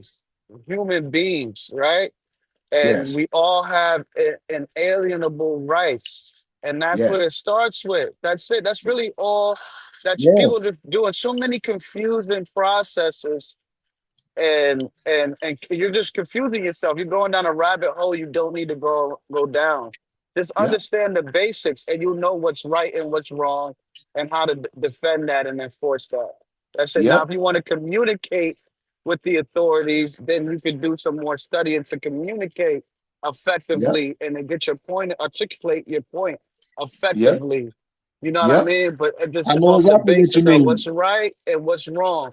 And that goes Yep. off you just understanding the basics, the Yep. basics, you know? And that's just like in sports. Like, and that's a beautiful analogy. It's like in basketball or anything. I'm gonna teach you the basics first. I'm gonna teach you the chest pass. I'm gonna teach you the bounce pass. We ain't gonna start off throwing behind the back because you're Yeah, gonna go out of dunking. bounds first. We ain't gonna start off all that. You ain't gonna start off with the Euro. I want you to get the 2-step first before you can lay up on the right. I want you to do all that. It's basics first. Once you understand the basics behind the back stuff, you can get to that. But the basics will get you there. The basics, like you said, to give you a clear understanding, be like, I need to learn the basics before I've been doing all this. You know, the basics to get you set. And you'll be like, man, let me stick to the basics. The behind the back ain't for everyone. Everybody ain't gonna get to that level of dunk. Everybody gonna go through that whole thing, but people can get the basics. And once you deal with the basics, you let the expertise deal with that. And as you grow and as you learn, and that's what it's about. But people don't even want to get the basics. They want to go straight to the step back, want to go straight to the James Harden step back. It's like, dude, like, come on, you don't even know the basics. You know, Can't even dribble. You can't even dribble. Well, I deal with advanced civics. What? Like, when did this happen? I help people get out of jail. Well, let me see your president case of that, the brother that you helped, the case that you won. Well, what you mean? Well, get off my page. Well, you say you help people win. How many cases have you won? I ain't won no cases. See what I'm saying? You ain't won no cases. Well, what we talking about? What the proof? It's no proof. Just like Wolf of Wall Street, my favorite movie. Just prove it to me. You say you make 70,000 a week, man. You should prove that. I'm coming to work with you right now. Can I work with you? I'm coming with you right now. You can't be mad at me if I'm saying, yeah, man, I make $70,000 a week, Noble Simeon. And you like, Sheik, that's Cap. And I'll be like, Cap, you be like, well, can you show me? Can you prove it? 1 Thessalonians 5:21. Prove all things and hold fast to what is good. I need to shut my mouth if I can't do it. I need to shut my mouth and stop lying. And Thomas wasn't doubting when he said you can walk on water. Thomas was just like in the Bible, man, you the one came to me and said you can walk on water. Show me. I ain't doubting nothing. I want you to show me. So if you're doing that, I'm with you all the way. Once you show me that, hey, I'm with it. And so that's what I always tell people. Ask for proof. If anybody saying, oh, man, you can do this, ask for proof. Oh, I did this. Show me some proof. Open up the portfolio and watch they get mad. I don't care about how many people you talk about, these your students, how many people won with that stuff. If you stand this people doing, show me your record. Just like you say, oh, we won a championship. Okay, well, then that means to get to the playoffs, you got to have a winning record. Show me you won. You can't. It's all generalities. And you can do this, and you can do this, and this, and you can do this. Well, why haven't you done it? Well, just show me yours. Show me all the stuff you got. Open up your portfolio. And when I tell people that, they be like, what you mean? Open up your portfolio, and everything you telling me, it should be in your portfolio. All the money you making, all the stuff that you said that I can get, you should already have that, right? Yep. But see, that's all I'm saying. Why are you telling me I can have all this? Did you do it? Or are you telling me all this stuff? No, you should be the example. You should have videos of all that shit that you go into court, all the stuff that you telling me to do and sign all this. You should have all proven document of your black ass doing it. Excuse my candor. And if you don't have proof of you doing it in real time, man, shut up. Shut up. That's like Thomas, just like the Wolf of Wall Street. Show me you doing this. But they got their cameras on every other time, Simeon. All other time they got their cameras on recording all this. But now when it's time to do this, ain't no cameras on, huh? Ain't no cameras on showing you doing all this stuff, but the cameras on you talking. Tell me you can put the cameras on when you actually doing this stuff. You see? And they not gonna do it. Put the cameras on showing me you going to court doing this. Put the cameras on showing you filed all this and you got this return on some money and you got this, prove it. You'll get them mad. But thank y'all for this cipher, man. It was a good build. Thank you, Noble Brian, for opening up the cipher. And like I said, each week, man, anything y'all want to talk about, let's just have this open dialogue because we're going to save some people. And we're going to have people to come to our scheduled speakers when this be systematic. But these regular conversations that we have and open like this, clearly, this is how we're going to reach people. This is how we're going to have people to come in and ask questions. Hell, and we going to mess around and get people that might have been dealing with some of these people. We might get some people that come in and be honest that's been dealing with RV Bay Publishing or might have deal with some of that what they call themselves that Moors Rise of the Moors and all that. We'll get people. Oh, and another thing I want to say, Simeon, I can see the document of one of the brother. His name started with a V, Vincent, and he told everything. When it went into a fake Moorish court in the basement with the dude that called himself the what he called himself, the president of Morocco, got his head bust wide open on the edge of the highway. He went to jail. But then the dude telling his whole case, the dude Vincent said that he was a truck driver making $250,000 a year. And he gonna listen to them goofy people and end up giving up his CDL, all that, and lost his job and all that, and told everything. And so that's what I be telling people. People have got into that science, listening to people. And I ask who you listening to and talk about, you don't need driver license to drive these trucks and a goofy Negro listened to him, lost his CDL, lost his job. Yeah, he told it all. All on video. And when they went to court, all the judge and the prosecutors did. You know what they did? They went right on YouTube. They went right on YouTube and played that whole thing. Him telling on everything, told on Jamal, told on how it was all premeditated. He told everything. It's pretty much the court didn't have to do nothing. All you got to do is watch the YouTube video, and you will be like, this nigga stupid. He really told everything, all the information to this fake Moorish conflict to these Negroes in a basement smell like a mothballs. And he thought he was in some Moorish court. And he done told everything, the whole case, how it was all premeditated, how they didn't get pulled over. He pulled over willingly, like it was all premeditated. And not only Jamal, it was another dude. And I tell people, these people is agents, but they be mad. I be like, dude, all you got to do is see what happened. And my man told everything. He was like, everybody got arrested, but them two dudes got put in the ambulance. When they talk about they act like they played a sonic boom, but that's a whole nother story. I'm telling y'all, man, like you'll be like, Sheik, how do you know all this? Because I know everybody. I've been into this science. I've been into it for a long time. I didn't say nothing. I know people real names, and I know people that have been caught up with police, and then the police will use you as an informant. What? To get everybody else, and for you can get a lesser charge. And that's how the ride of the Moor got all those people in trouble. Look at them. Look at all the people that lost their lives and went to jail and still in jail and still going to court. No disrespect. Jamal, that whole ride of the Moors domain, somebody bought that. Y'all know that? See, people don't even know this stuff. That the ride of the Moors, the whole domain, all that stuff was purchased by a whole nother group. All that stuff, man, even the Cannonland Moors. Y'all ever heard of the Cannonland Moors? No, I haven't heard of it. See, with all these sheiks, all of them was affiliated, all these people affiliated with the ride of the Moors and all that, and then now they act like they don't know because it was all hogwash.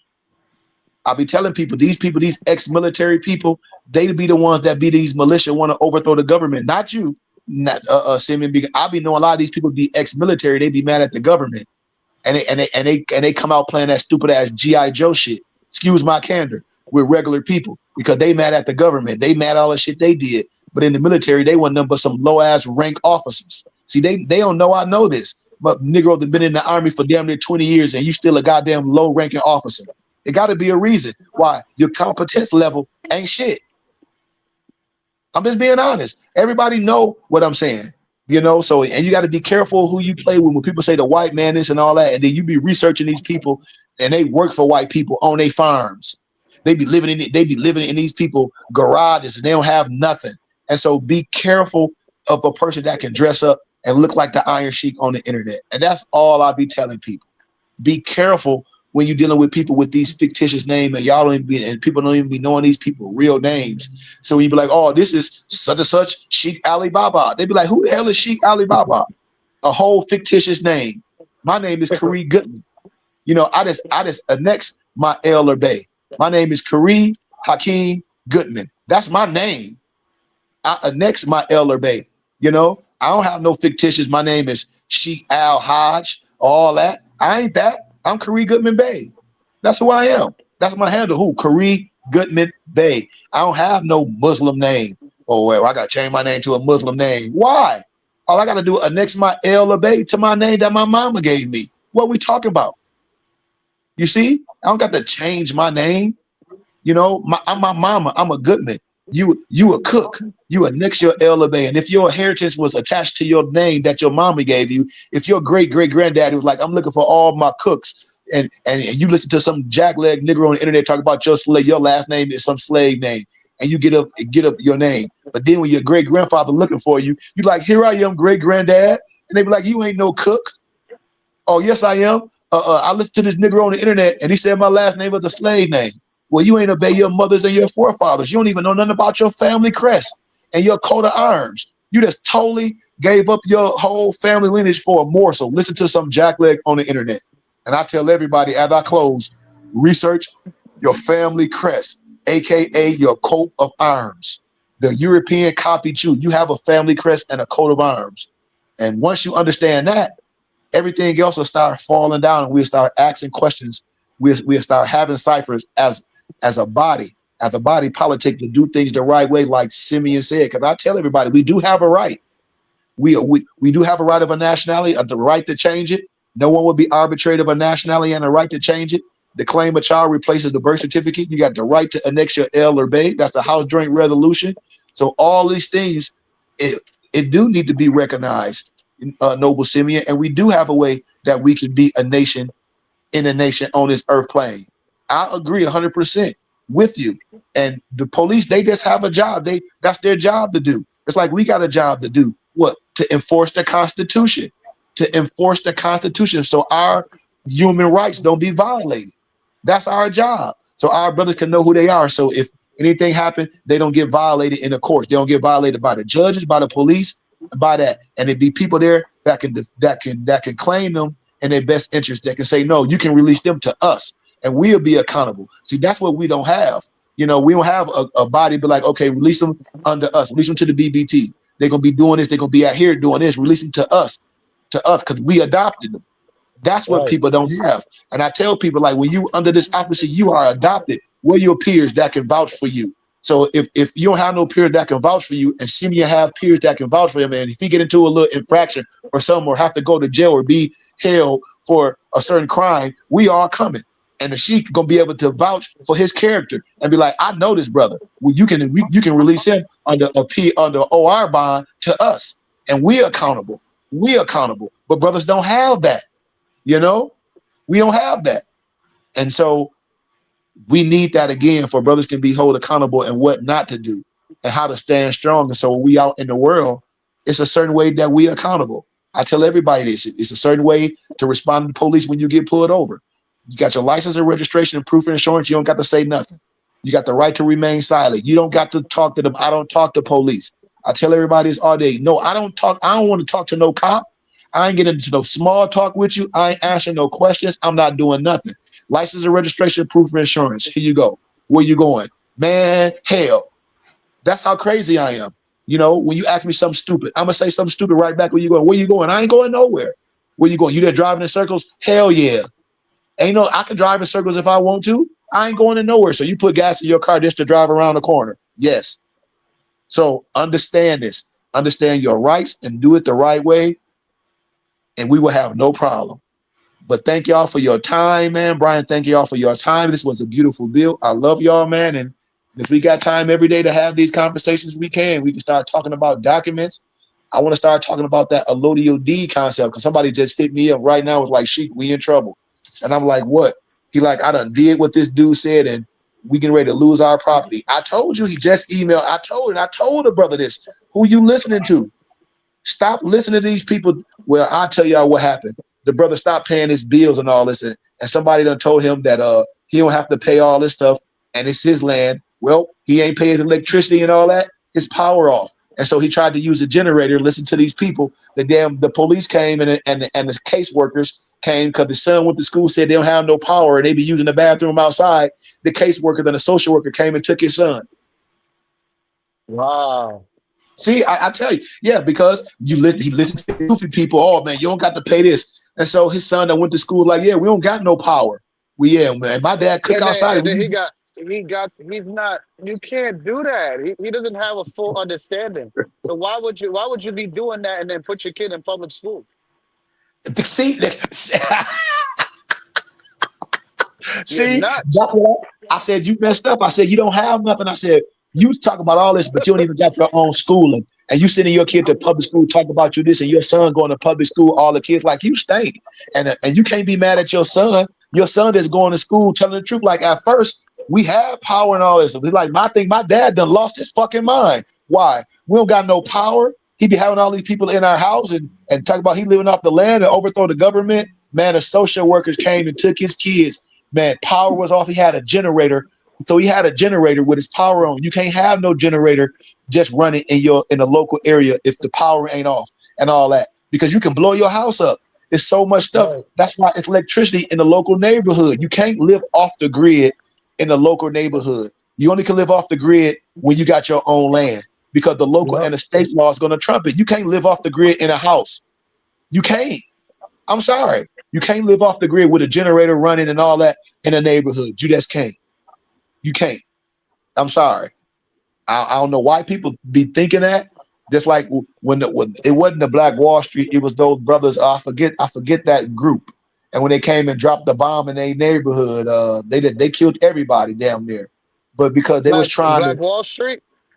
No, it not was Black Wall. That's no, not Black Oklahoma. Wall. It'll come to me. Oh, It was Philly. They did that in Philly yeah, too. they did that in Philly. Them brothers tried to go in the neighborhood now, and you had misnumbered black people. That was their neighbors, and a lot of the black people in the neighborhood was like, "Wait a minute, we don't all agree with how y'all living, how y'all doing all this outside, raising the cattle, got all this. This is a local neighborhood. Y'all don't got y'all own land. They tried to take over a local neighborhood, and so they was living in the neighborhood with other blacks that didn't agree like that. That some went to church. They tried to bring their religious, cultural persona to a local community in the city, and it didn't work like that, and they got bombed. Now, if they was out in their land and like how Dr. York did, I don't think nothing would have happened.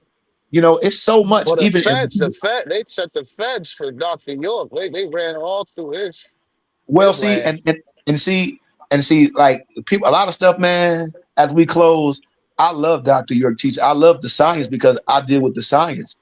But then Right. sometimes absolute power corrupts you absolutely. Because his son and his daughter testified on him, and they recanted. They recant.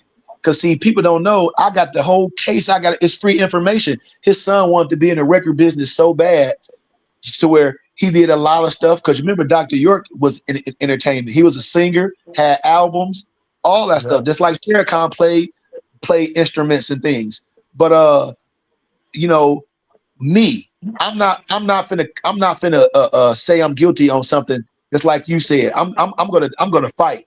I'm not finna plead guilty to no pedophilia. I'm not finna plead guilty Nope. to none of that stuff if I didn't do it. I'm not. Well, let's plead to this and get a lesser charge. You ain't. I'm not pleading that. I'm gonna go to court, and if I go to court and I lose going to court, then you lock me up for that. But I ain't finna just go and admit to all this stuff and then say I was falsely accused. That's some bullshit, Simeon. Or what was you? Was you?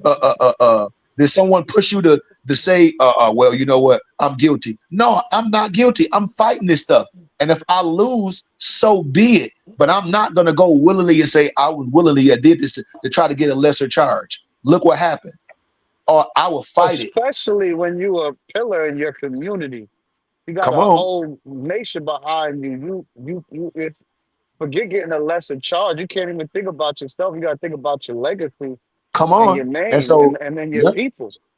And yep. And then if you got, and then if people against you that bad, Noble Simeon, where children and people will come up and say, and women, they'll be like, well, I'm pregnant. And these little young girls was like, I'm pregnant by this person, the same way they tried to say, when Malcolm said Elijah Muhammad had those young girls pregnant.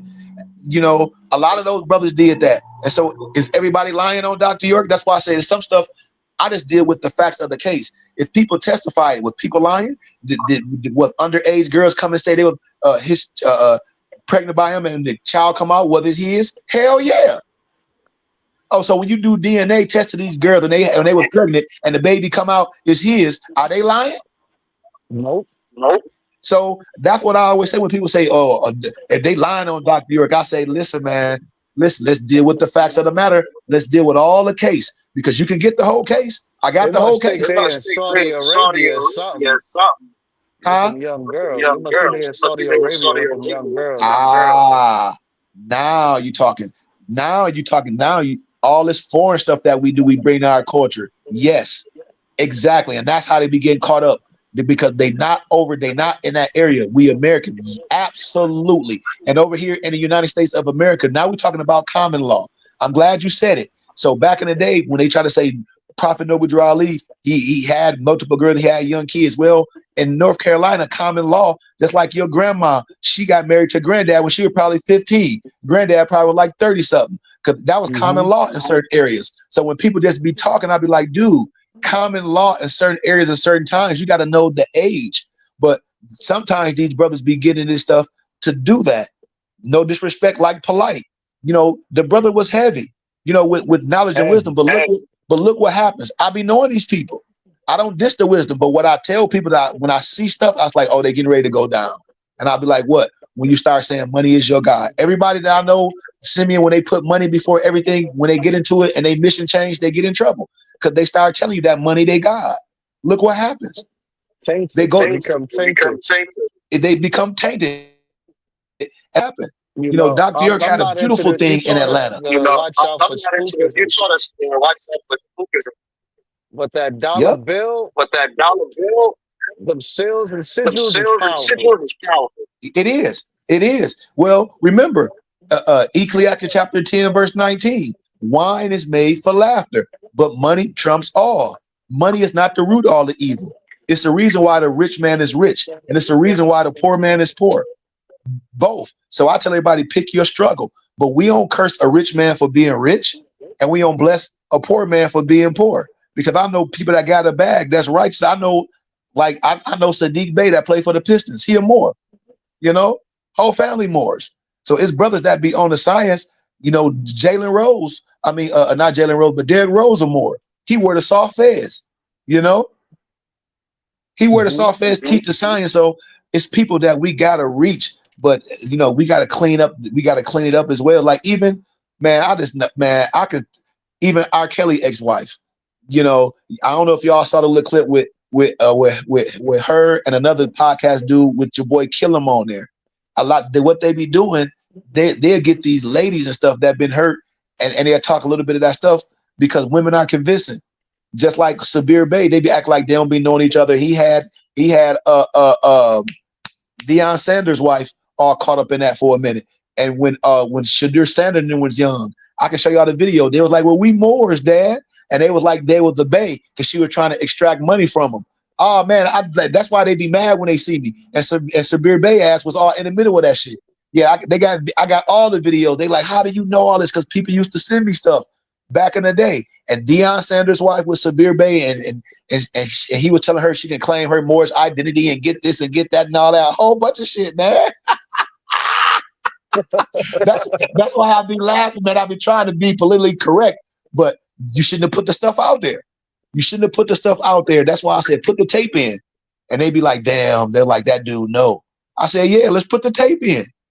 Put the tape in. That consular court stuff with Taj Tariq Bey and them came was like they the consular court with the bald head dude Shalimar Bey got people all killed, and then they try to act like they wasn't doing that. Yes, they was, because I got the tape. I got the whole thing when they would act like they was the Moorish conflict, and they was nationalizing people. See, and they don't and they be mad, and that's like, you don't think these people is federal informants? Everybody else go to jail, but they don't go. They're just like if I was out and I'm selling you heroin and y'all get caught up, you be like, well, damn, why Sheik ain't never get no case? Why he ain't get caught up? He the big time heroin dealer. Damn it, I'm a rat. I'm just speaking in layman terms, and people be getting to the science and get stupid. But if you was in the streets hustling, wouldn't you think the same thing? You'd be like, how we get caught up and Korea our supplier? Either he the bird man, but he the rat. Duh. Right. Come on, people. And I'll be telling You see, people you can't. they're not experienced with it because they haven't been in the world before. If you got a Yes. plug that never gets caught and you always get caught, you know you know that plug is I'm a only talking. rat. Look, I'm talking from experience. I don't want to say my case. I'm telling you, dude. It's like, wait a minute.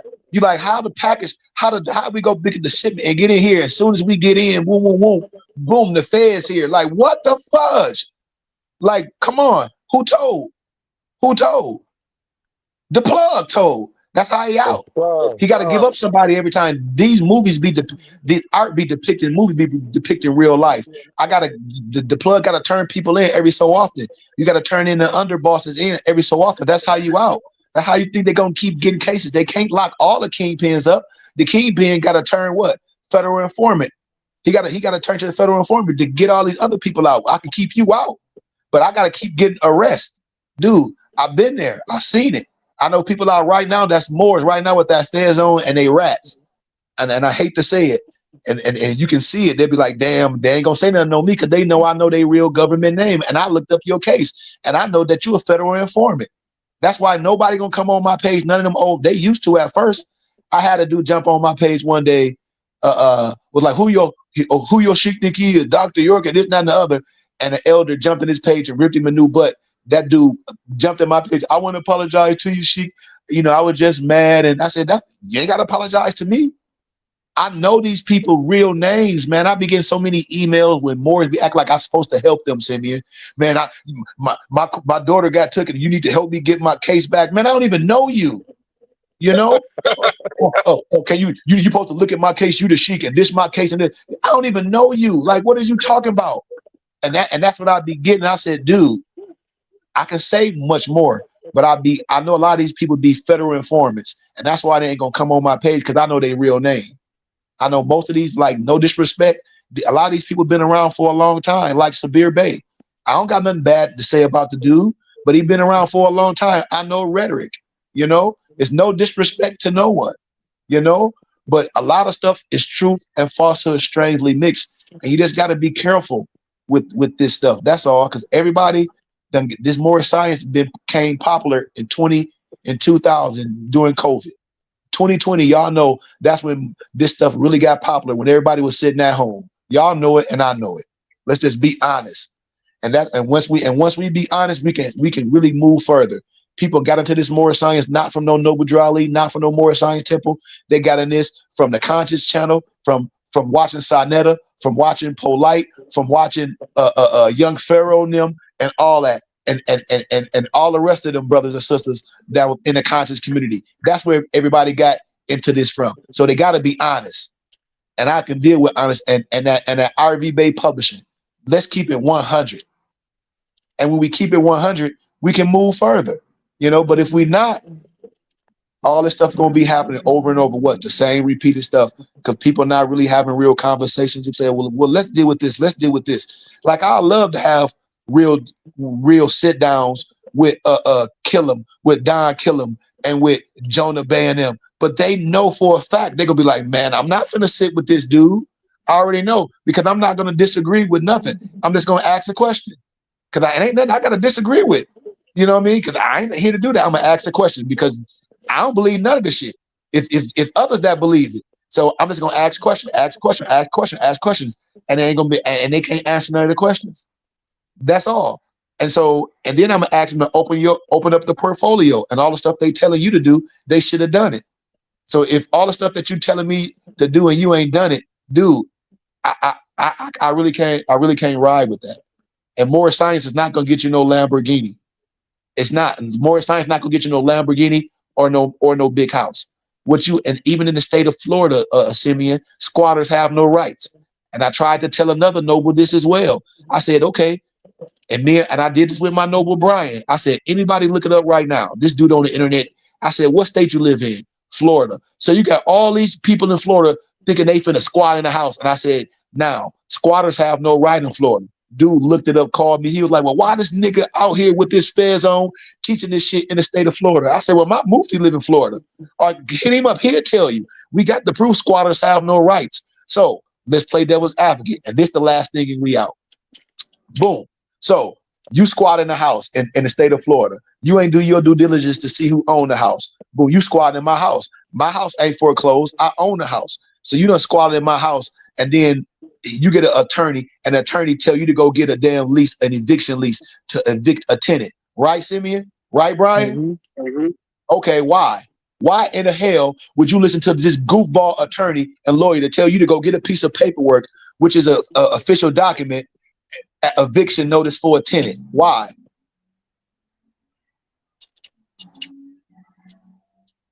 This person not even a tenant. So why would any attorney get you to go get that paperwork to fill this out, the eviction notice for a tenant? They know that's litigation. They know it's going to take so long for them to get them out. Yeah, thank you, Brian, for them to get paid. You don't do that. That's a third party contract.